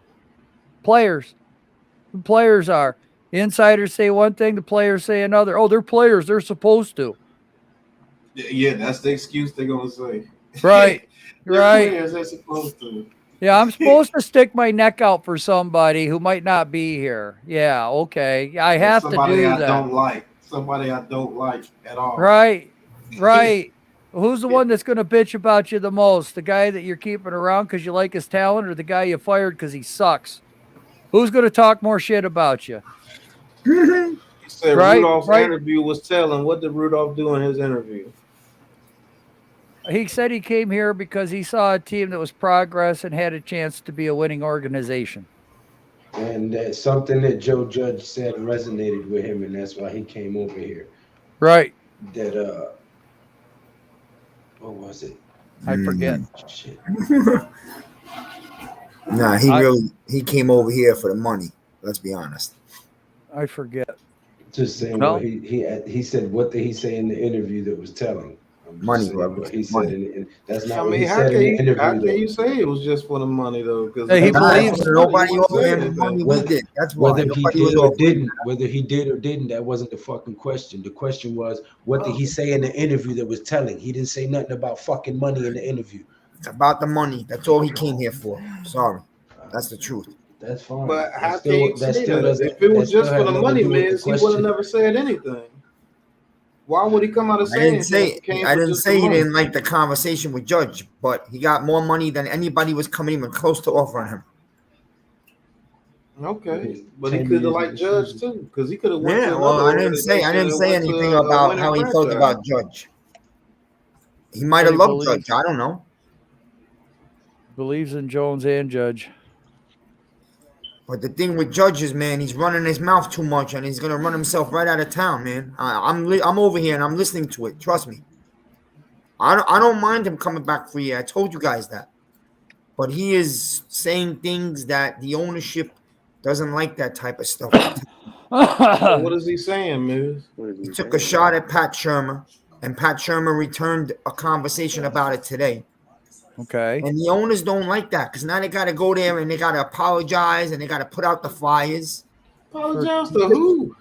He took a What the shot hell at you gotta Washington. apologize to Pat Shermer for? He took a shot at Washington. He's calling them a clown organization for two guys that are going at it on the sideline. Listen, that's football. There's always going to be passion and fighting. There's nothing wrong with that. Oh, so you saying that he called the Washington football team because he said this is not a clown show? That was like this is not a clown show like the Washington football team? Did he say that was that was but that was an indirect shot out. Really? How do you know? I It mean, is, Joel. What do you mean how it is? How could you cover it up? Because they just had the fight last week. That's why. but having Maybe other he was teams talking fought about on them the having same. a fight, but maybe he said this is not a clown show because that's what everybody's calling them. I didn't hear anybody call. Yeah, us you a seen clown all these show. We're a clown bad faces. team, but nobody You got him in a red Taj. wig and a red Taj, nose. show that meme, Taj. No, that picture of the clown was Yeah. after his rant. No, that was 2 days after. Pat. They've been putting Joe Judge in a clown wig for about 4 to 5 weeks now. So when he said that, he said this year is not a clown show. He didn't say anything about the Washington football team. Yeah. So how funny that is to people. No, I saw that picture. I know. I sent it to you, Pat. And the thing that kills me, I don't know if anybody said it yet. You guys killed Joe Judge all year for not having any passion in his conferences. And then the one time he shows passion, now all of a sudden he's talking his way out of town. No, I'm not telling you what I think. I'm telling you what's being No, said I'm not across saying New York. you, Miz. I'm not saying you, Miz. I'm talking about fans in general. Now all of a sudden he's talking his way out of town because he shows a little passion for himself. Because maybe he's tired of his kids seeing that all day, every fucking day. It's possible. Now all of a sudden, oh, he called Washington football team a clown show. No, he didn't. he never said Now, Washington. the reference about the fighting on the sidelines, you can say that he was talking about the Washington football team, but that's a fact. His team is not fighting each other on the sidelines in the middle of the game. It's not like he lied. I'm just telling you how this ownership works. You know that. Well, we say here and call Shermer a freaking joke all the time. We But say now he all was of a a clown. sudden- But now all of a sudden he said that players weren't quitting during the previous coaches. Now all of a sudden you want to defend Shermer. It's like fans are crazy. Well, I'm not defending Sherman. I hated No, Sherman. I'm not talking about you, man. I'm Right. talking about fans in general. Right. Everything I'm saying is about fans in general, not you. I'll be honest. Of the three coaches, McAdoo, Shermer, and Judge, Shermer by far was the worst coach, man. By far. Yes, Right. Right. And he had no clue how to deal with the media. That was his biggest problem of all. He still doesn't. Oh, God. New York wasn't Washington for, going New to York wasn't expose for Judge. Shermer. Washington going to expose Judge for what he is. I hope they do. I hope but what they is do, Ash. That's fine with me, Because- man. I don't want to win the game. Because I'm sorry to Washington is say that. Washington is such a great franchise to back up. Even though what Joe Judge said was fact, he didn't lie about them. That was fact. They were trying to beat the shit out of each other on live TV in the middle of a game. Right. We saw it. We laughed. We called him a clown show. We called him jerks. We called him morons. But the minute Judge comes out and says we're not That's fighting my on the baby. sideline, Oh, look at this he's a clown. He's a joke. He's a moron. Look at this. I got ammo. Giants way got you 4 rings. I mean, we could take them back if you want. Right. As soon as Joe Judge might have referenced to what the Washington football team does, like we do every week. Oh, he's talking his way out of town. Oh, he said this is not a clown show here, so he must have been talking about the Washington football team. That's big news because we get ready to play Washington. That's how the media plays things. I guarantee you that man was talking about this organization. He said we're not a clown show. That's exactly what he meant because that's what he's been saying the whole time. Clowns, wigs, and squeegee noses. That's all he's been saying. Yeah. That's why I hate the media, man. Yeah. That's why I hate those guys. You know what the New York media is. You know already. Oh yeah, man. Barnum and Bailey. And then y'all need to look up the meaning of culture. Like y'all need to look up the meaning of culture. Yeah, right. Like y'all don't even You need to have a vision of foresight. You need to have a vision of foresight. You know, if you want things now, why the hell are you going to college? Just go to work. If you don't want to save for your future, don't worry about a 401, man. You ain't got to worry about that shit. You know? Hey, what, why do I need to worry about the future? Pat. If I'm running a business, why the hell do I need to know what my profit and loss margin is? Screw it, man. I want this. I'm going to spend 10 grand on this sign because it looks good. Meanwhile, how am I going to play my employees? Fuck the future. Fuck them employees. I don't give a rat's ass about them. Oh, hey, what's the future? I ain't gonna worry about the fuck that future shit. That's fucking a Scientology talk. I don't need that. Like Joe said, what are you going to college for? Right. Why are you struggling? What are you going to waste 2 or 4 years for? What are you going to waste 2 or 4 years for? You're trying to build yourself up. Right. That's what you do. You go through things to build yourself up. Right. Sometimes it has to hit rock bottom.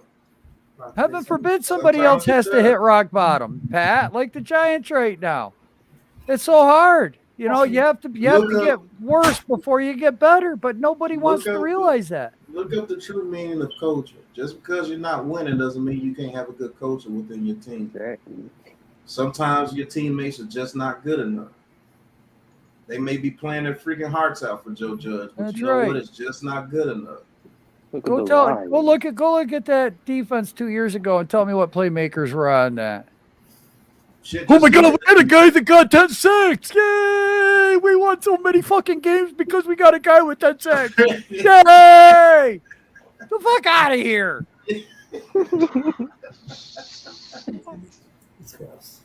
That's what kills me about the OBJ rants. We didn't win shit when he was here. Right. He didn't win shit when he was here. He couldn't win shit to play. He still hasn't won a fucking playoff game, has he? Nope. I mean, the Browns won a playoff game. Was he playing? I think he was out on IR. Yep. Let's see if the Rams win one this year. He's actually doing pretty good because he's They around a been good throwing him fucking the coach. ball over there in Cleveland when he was over there. Hey, I just asked a question.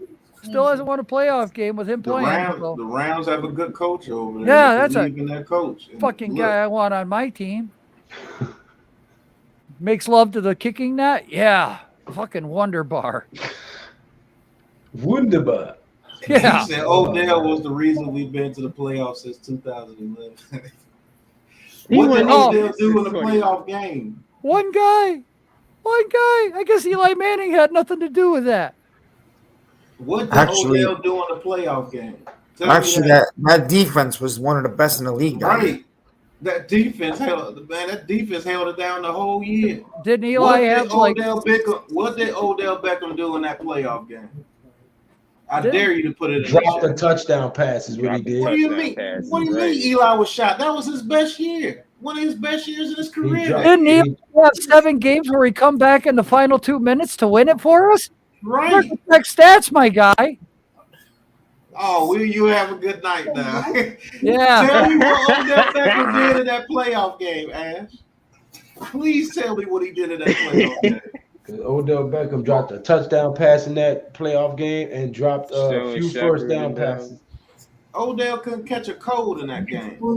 No, I don't give a damn about this whole argument about the coaches or the GMs. But when we get to talking about Eli Manning and Odell Beckham and this and that, I know what Eli did. He put them passes right here. What do you mean Eli led the league in turnover twice before? So Eli didn't have any success before Odell came. I could have sworn he won 2 Super Bowls.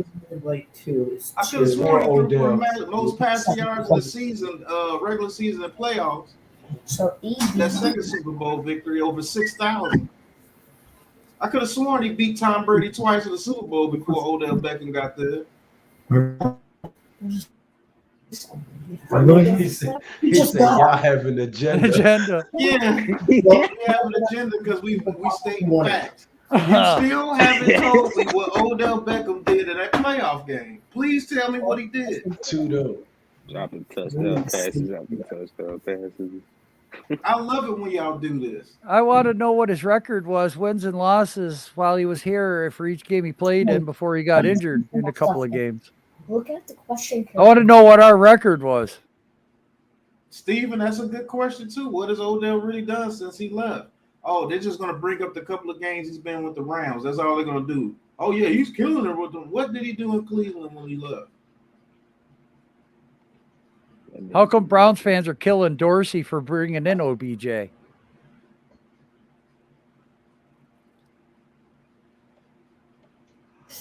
No, the defense was the main reason we went to the playoffs that year. And Eli balled that year.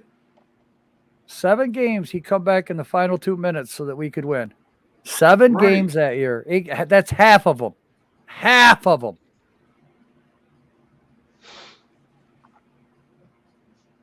We're going to act like Baker wasn't his QB. Well, Baker Mayfield is good. But Odell made Eli, so why can't he make Baker Mayfield? His first year. You just said Eli was washed. You just said Eli was washed. So he can make Eli, but he can't make Baker Mayfield, and Eli was a washed quarterback? There it goes right there. He said Eli was shot. Stop. What do you mean? The defense played hard that whole year. We're gonna act like Eli, they played so good. Eli was able to come back and win those games. 7 games that year. Look up Eli's stats that year. Just look them up. Has Odell came anywhere near the stats that he was getting with Eli anywhere else? Has he came anywhere near?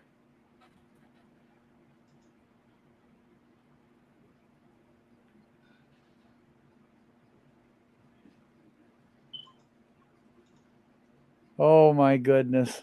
Oh my goodness. Wow. Common sense is just like gone from the youth. It's gone. What do you mean it's gone? I'm smart. Never said you were stupid, my guy. I just said common sense is gone. There's a difference between being book smart and being common sense smart. And there's a wide gap, my guy. It's a wide gap. I ain't calling anybody stupid. Nope. Don't take that wrong. But there is a big difference between book smart and common sense. What your argument is? Odell Beckham played with a wash Eli. He was the greatest thing. He made Eli. But he goes over to the Browns and can't do anything with Baker Mayfield. And that was a real quarterback throwing the ball, if you remember when Eli came out with that. I'm talking to you're not using common sense, Ash. He said you're not. It's not common sense. Look at the comment on the screen. At 12:17 a.m. That comment. Eli was shot. Please stop. Common sense. Wait. He wasn't shot. Wait. And then at 12:19, this comment. Oh my God. Wait, not that. Like, don't only that. I get what Ash is trying to say. I get it. Like there were a lot of games that Odell had to slant and go, and he won us some games that year. He did. We didn't have a lot of offense that year.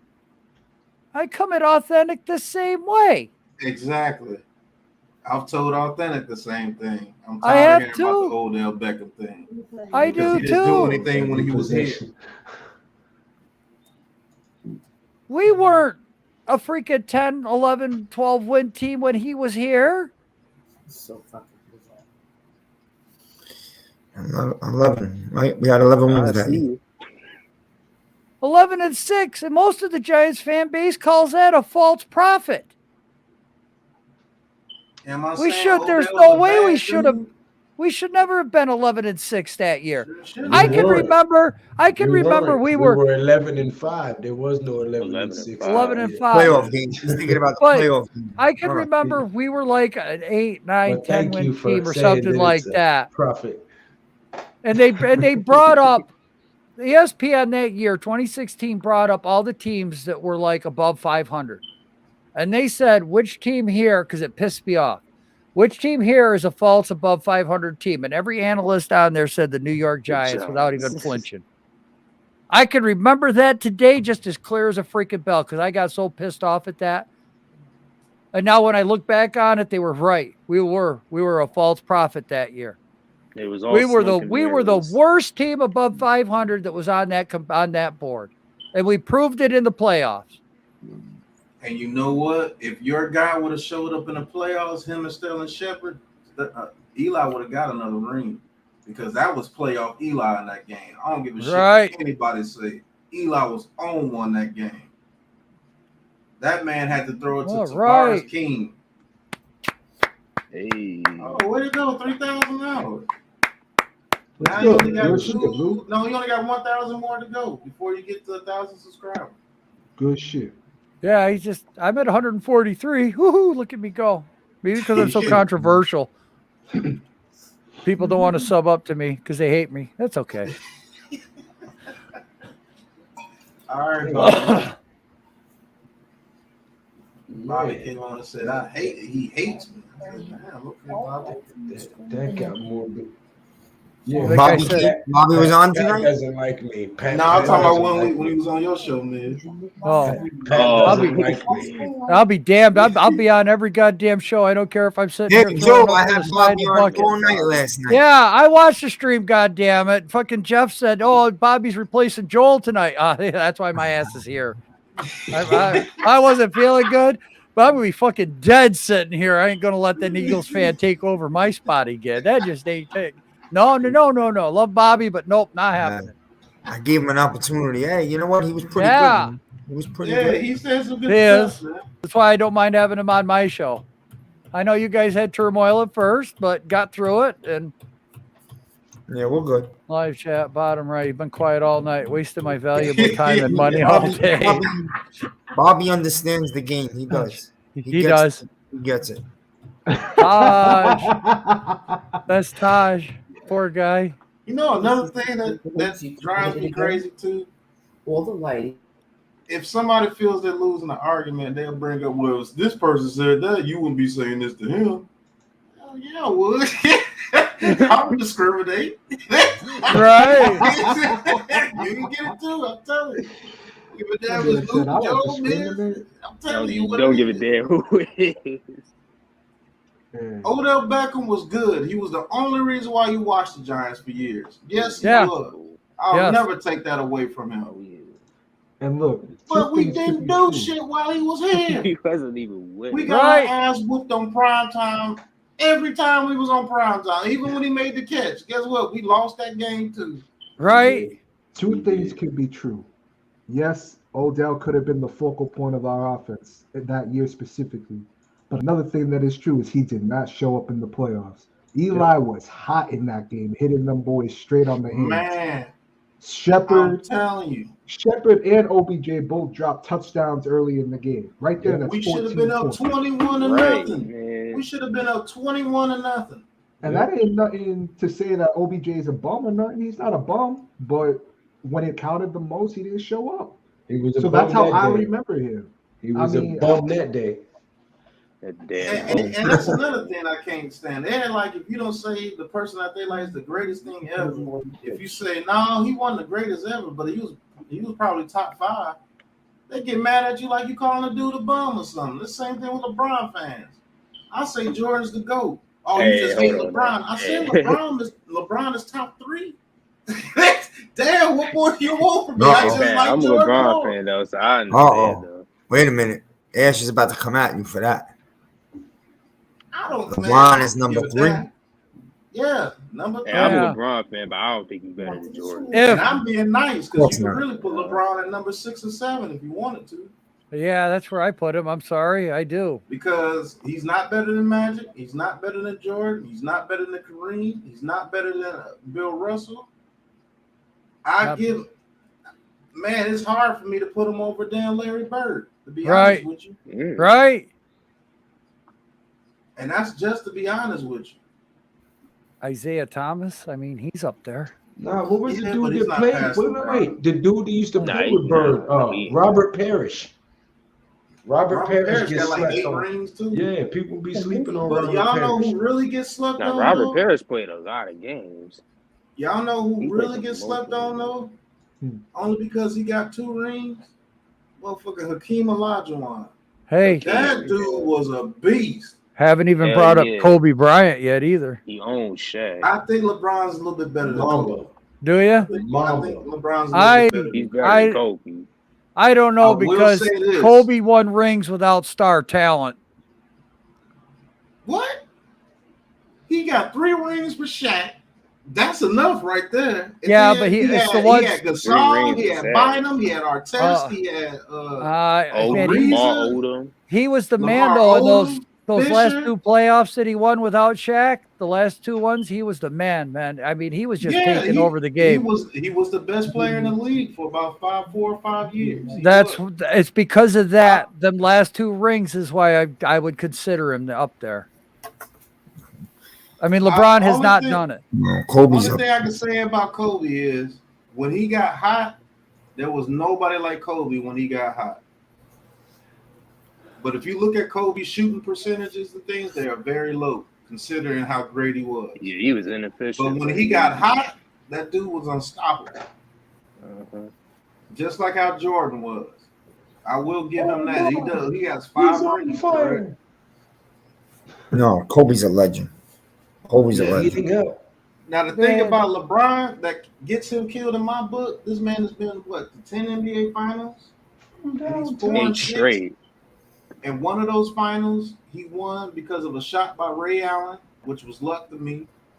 Another one he won is because the Warriors got hurt down the stretch and they suspended Draymond Green. I'll be back in a moment. All right. If Draymond Green doesn't get suspended that series, they get beat again by the Warriors. Yes. Before they got Kevin Durant. Yes. He's been swept in the finals twice. And his 4 finals that he won was in a bubble. Against a Miami Heat team that had Jimmy Butler and nobody else because everybody else was hurt. Yeah, exactly. It was Jimmy Butler and Tyler Hero out there. Is LeBron great? No doubt about it. Top 5 in most people's boards, and all the young youth, he's number 1 because they don't know what happened back in the day. They don't give a damn. And there's no way during the Bird, Johnson, Jordan era that LeBron would be playing until he's 37. He would be so. Look at Allen Iverson. He had more damn surgeries. He was such a great player, but the injuries and everything took him down. They used to whoop his ass. They did, man. I'm sorry, but so small. LeBron is not going to make it till 37 back in the day. Nobody could really play. They used to beat each other up. That's another thing. This guy has played, 5 or 6 more seasons than Jordan? Of course he's going to surpass him in points. This dude has played till he's 30. I think, if you look it up, I think Jordan played, 13 seasons? This dude was on like his 20th season. Yeah, 15 seasons. It's not even close. Jordan still has more accolades than him. Think about that. LeBron has played 5 to 6 more seasons than Jordan. Jordan still has more accolades than him. Iverson would be at the free throw line a shit ton in this league, in today's league. Yeah, he probably had to make it to the free throw line because, man, they can't guard the way they can guard back in the day. Right. Will LeBron be a great player back then? Yes. I'm not one of those guys that say LeBron would have been a bum back then. That's a lie. He would have been a great player. I mean, didn't Kobe put up 80 one night? Well, it's not even. All right. Has LeBron put up 80? It's not even close what LeBron would have been in the 90s compared to what Michael Jordan would be doing in this league today. It's not even. Oh my God! And oh that's my the God! Because now you can't hand check Jordan. Oh my God! Oh my God! Yeah, now really, you can't man. hand check him. Can you say 10 in a row? Yeah, I knew you could. Like, will Jordan average 40 a game in this league? If he didn't retire those 2 years. Right. I could see it. Would Jordan average 39, 40 a game in this league? I think so. Right. Jordan literally stopped Hall of Famers from getting rings in the 90s. Literally. Yeah. If it wasn't for Jordan, Barkley would have one. Ewing would have one. Karl Malone Malone would have one. Clyde Drexler would have one. Seattle with Sean Drexler Kemp. got one with the Rockets after he retired. He went with Right. Olajuwon and got one, but he did stop Drexler from getting one. Larry before he Payton, went to the Sean Kemp. Rockets. Sean Kemp. Olajuwon wouldn't have won one if he didn't retire. John Stockton and Malone would have won more. Reggie Miller, right? They would have had at least one. Because those Jazz, and I can't stand that either. I know this is a football stream, but I can't stand that either. They say Jordan didn't play anybody when he won his championship games. Are you guys stupid? Yeah. Nah. I ain't Oh, the watching Lakers that, were bro. old when he played. I'm not Magic watching Johnson and that. them was still balling You that be year. Slay, go look at contracts back then. Shut up.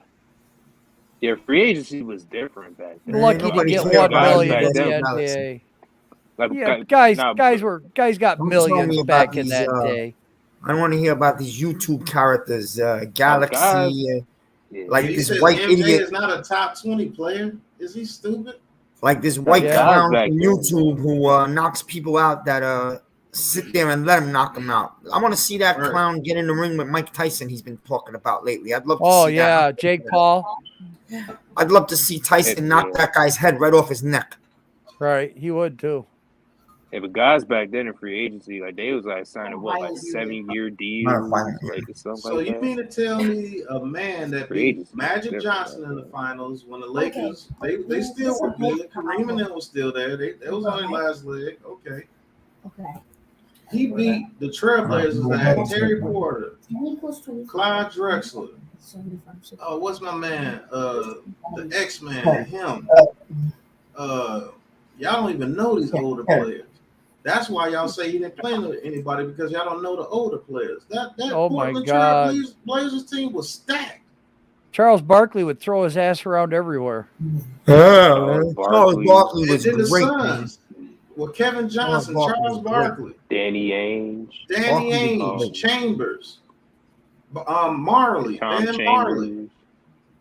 Come on, what about that Utah team, Pat? That Utah team was sick. What?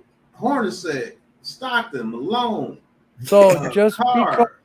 listen, guys, I'm the greatest ever because I spend $1 million on my body a year. According to Slay, you're the greatest. So if LeBron does $1 million and I do $2 million, I'll be better than LeBron. Okay, I got that. Bob Cousy, no. Oscar Robertson was very good, but I don't think he's better than MJ. I'm sorry. But Yeah, Oscar you Robertson just was damn did. Melo was better than Bird. That's where the conversation ends.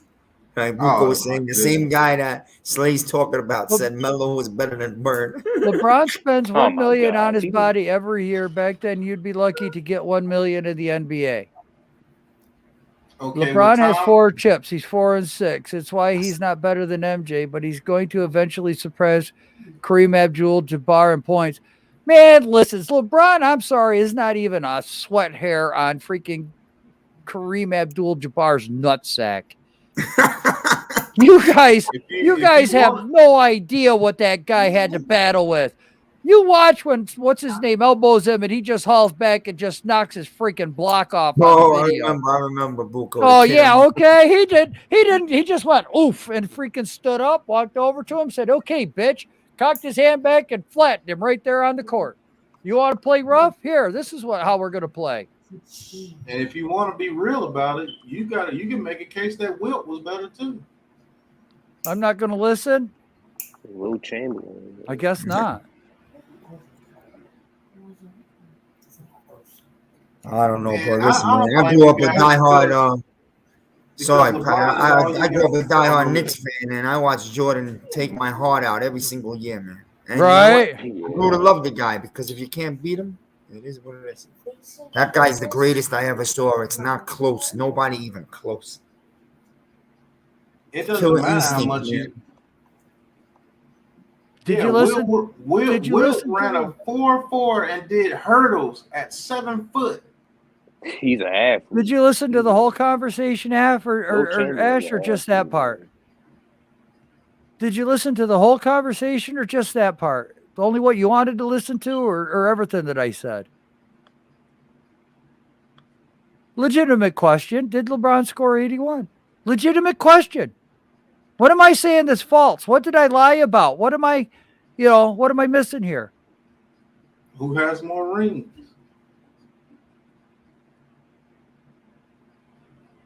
Kobe, I Base think. it on that. Yeah, Kobe has 5. LeBron has 4. Okay.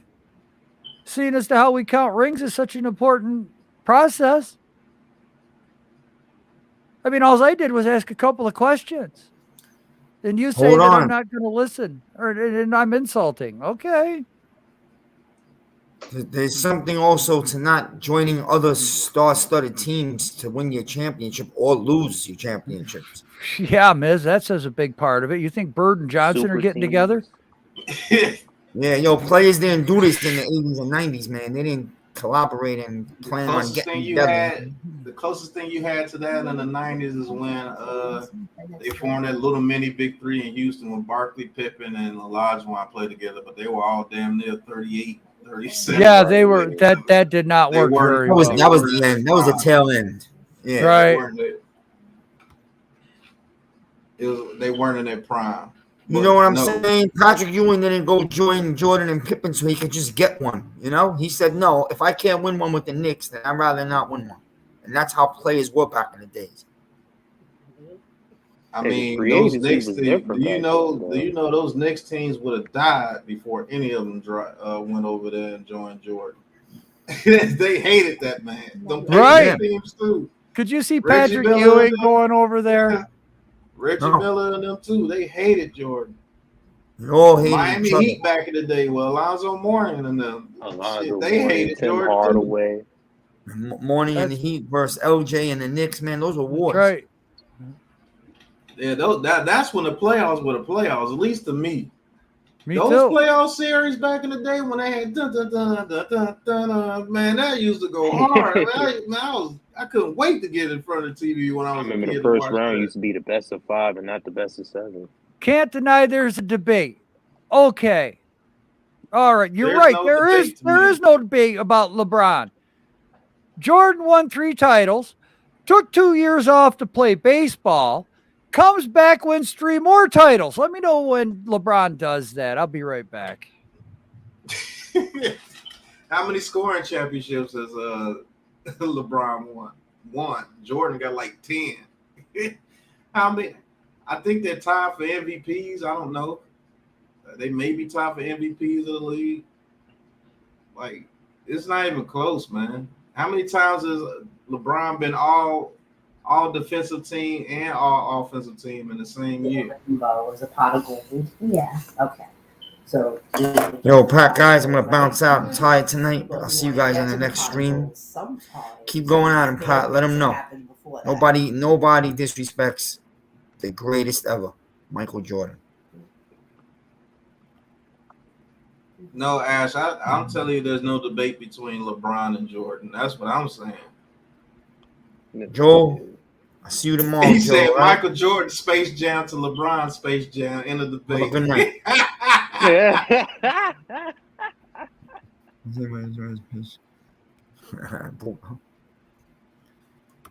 There's not a debate, Ash. That's what I'm telling you. Later, Miz. LeBron's not even close to Jordan, bro. I'm sorry, he's just not. Doesn't mean he's a bad player. I think the guy's going to finish top 3 all time. No, I can't put. Okay, wait a put minute. LeBron above.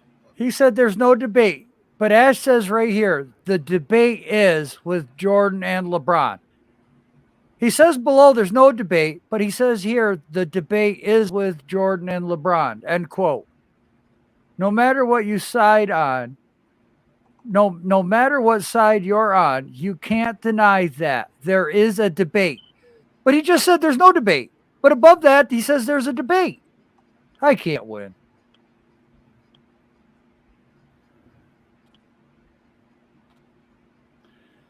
Ash, I can't agree. I can't agree with you, man. Hey, Taj, you might want to take that down. Yeah, take that down.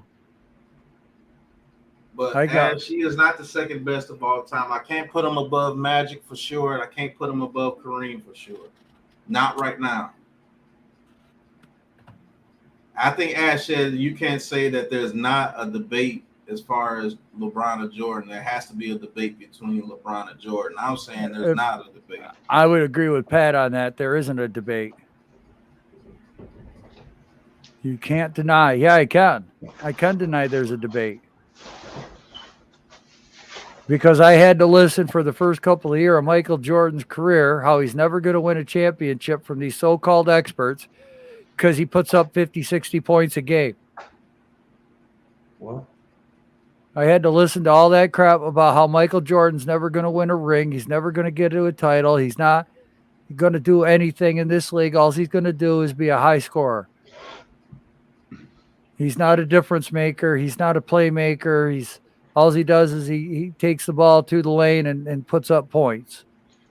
Look, I mean, he made it cool to be a shooter, to be the leader of the team. He was the first person to win championships without a legitimate big man. Killed teams while playing with the flu. LeBron left the playoff game dehydrated.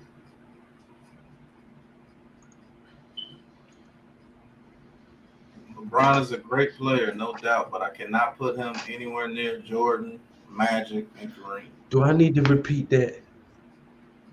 Jordan killed teams in the playoffs while playing with the flu. 102 fever, if I recall correctly.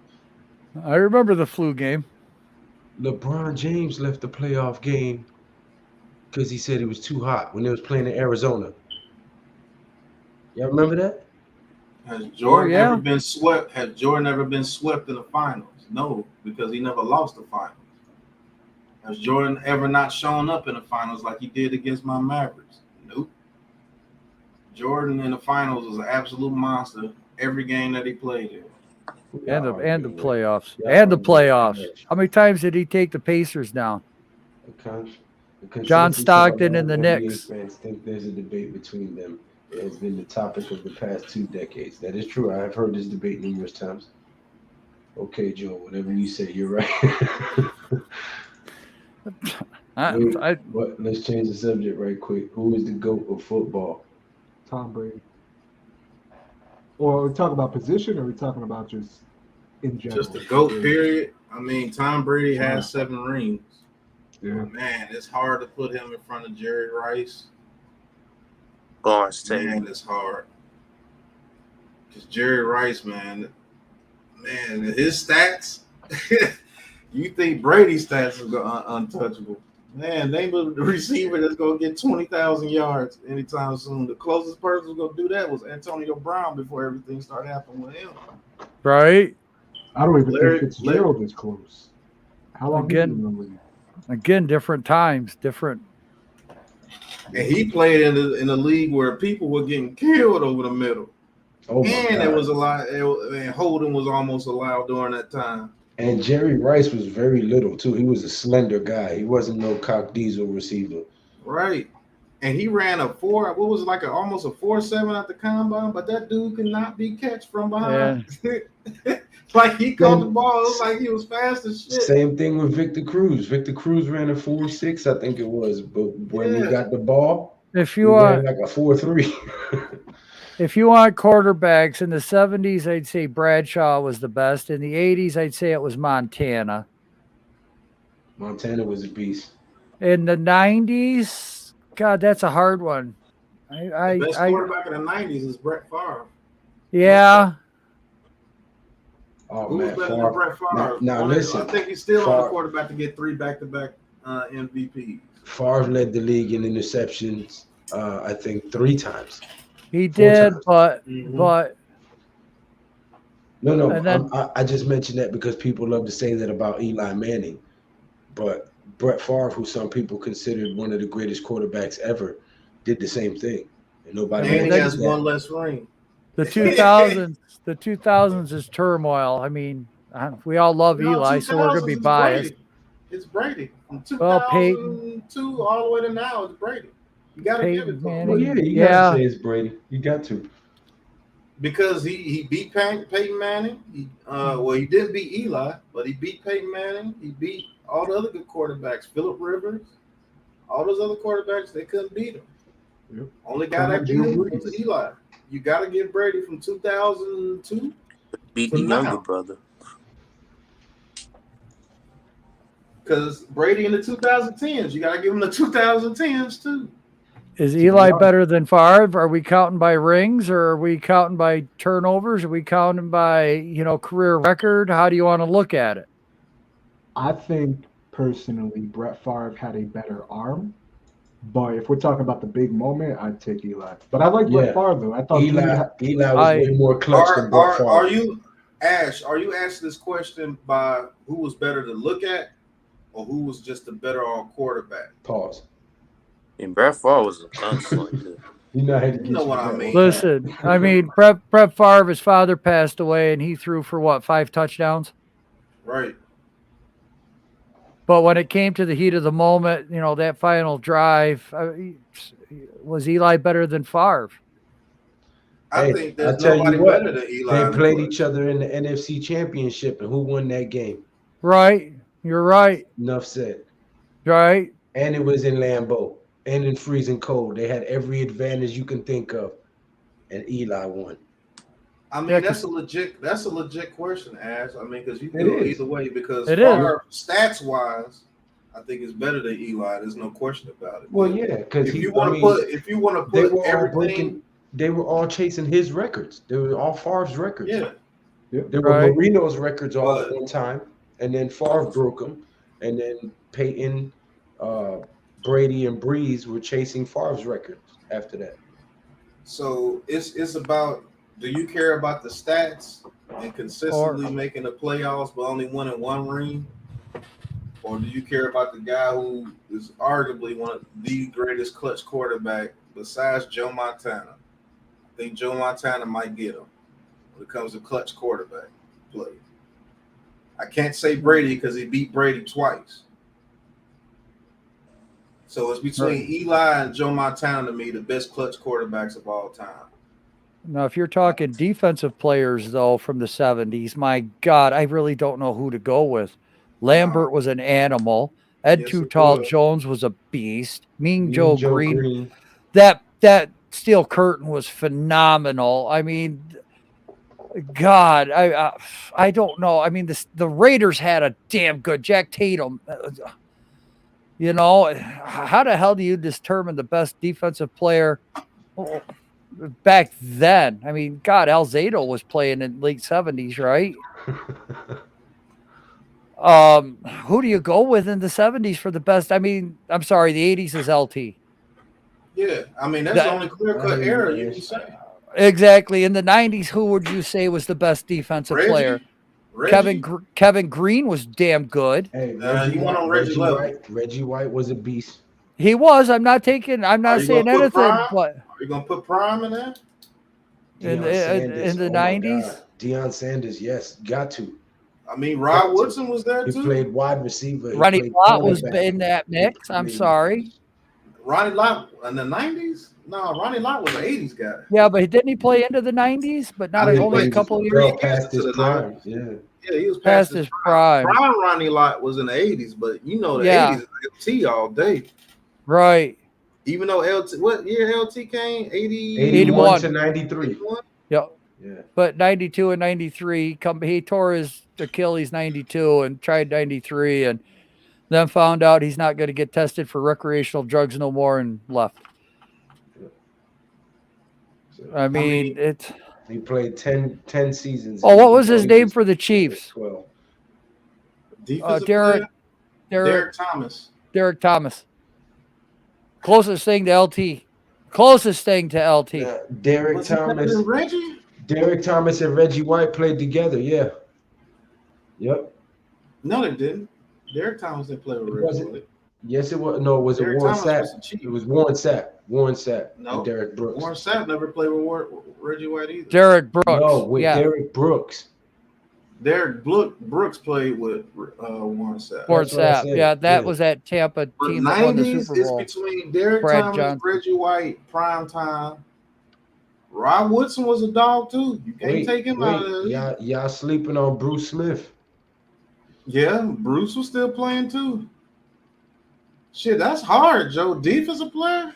Yeah, that's what I mean. If you try to go through decades.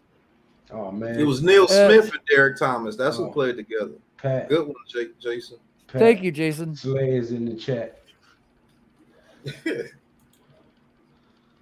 But then, I mean, and then if you go into the 2000 to 2010 defensive player. You're a moderator, right, Pat? Mm-hmm. Oh, we got a unwanted. 2010s. The 2000 to 2010. JJ Watt. From 2000 to 2010? Oh, 2000 to 2010. Yeah. That's a hard one. You might have to go Strahan. 70s G Green, LT, Bruce Smith, Thomas, or Reggie White. Yeah, that's. I mean, what's his name there in Green Bay was tearing it up for a while. The one everybody liked. Clay Matthews, yeah. But that was in between like 2006 to 2014, wasn't it?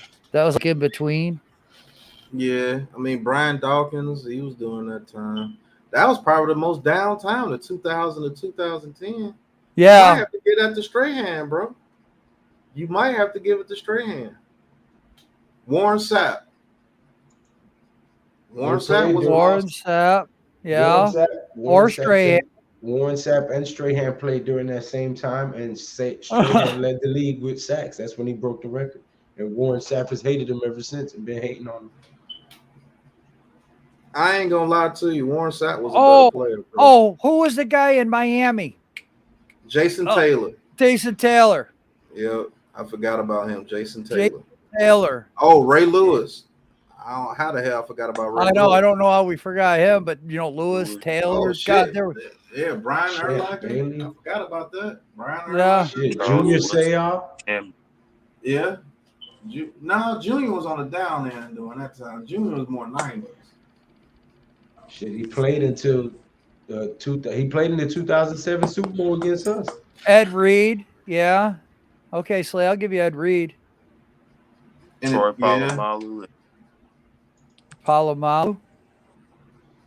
Good God, man. Charles Woodson too. 3.5. Chris Bucco. Oh Could man, have been he's forgetting a lot of people. Champ Bailey, Charles Woodson, Son Taylor, yeah. He Steve should Atwater. be. Oh, yeah. Steve Atwater. 90s was Atwater. 90s. For the Broncos. Yep. Mm-hmm. Yeah, 2010 had some players too. I mean, yeah, 2000, 2010. DeMarcus Ware. Yeah, but you try to think of them stud linebackers and defensive ends, and it's like, yeah, I mean, we're talking about guys that were safeties and corners. I mean, Ray Lewis is probably the greatest linebacker of all time. Brian Urlacher. Inside, yeah. Patrick Willis. Yeah. During that time, Patrick Willis. Who else was a good middle linebacker during that time? Shit, Carl Banks. Carl Banks.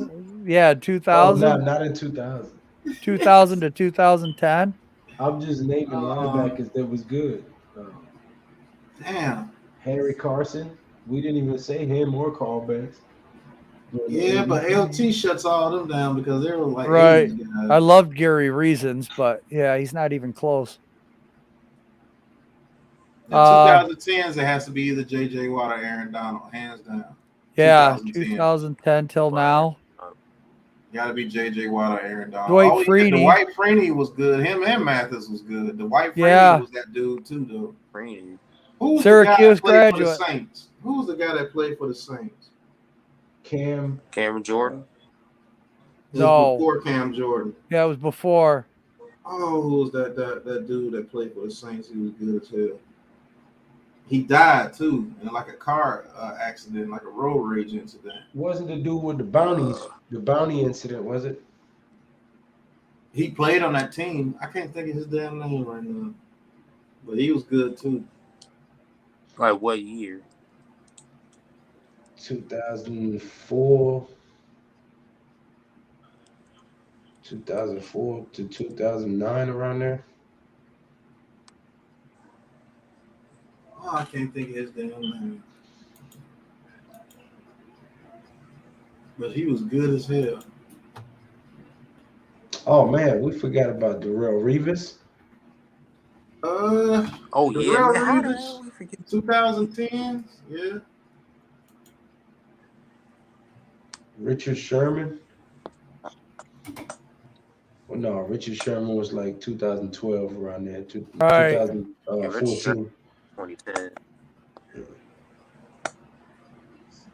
Legion of Boom with him, Earl Thomas, Cam Chancellor. And they had Walter Thurman. Will Smith, he was good. Word, he was getting jiggy with it. That's who it was, Will Smith. Luke Kuechly. He's yeah, That would be 2010. 2010. yeah, 20. Yeah, If Julius he didn't Peppers. retire, he damn sure would have been up there. Julius Peppers, yeah. Yeah, Bobby his Wagner. career was short. Oh yeah, Julius Peppers in the 2000s. I forgot about him too. Good one, Chris. Julius Peppers was a monster too. Julius Peppers, Yeah, he's a 2002 Hall to of 2009. Hall of Famer. Richard Seymour, Yep, another Hall of Famer. Kevin Williams. What about that guy Jablomi? Yeah. And Haywood. that's where I leave. Joey Porter. That shit was fucking funny. He started looking it up too. First name Right. Haywood. DeMarcus Ware. Champ Bailey. I just said DeMarcus. Rondé Barber. Ty Law. Yeah. Rondé. Ty Law. Jason Sehorn. See what? Darren Sharp. Yeah, JCC. Yeah, he turned out to be a bum. But yeah, Darren Sharper was nice when he played. I mean, 2010, Haloti Nada. Well, fellas, I'm finna head off. Terrell Suggs. Looking for Suggs. Been going for Charles Wooden. Fellas. All right, Saturday, Joe. I think I'm doing the first game, right? Pro Bowl.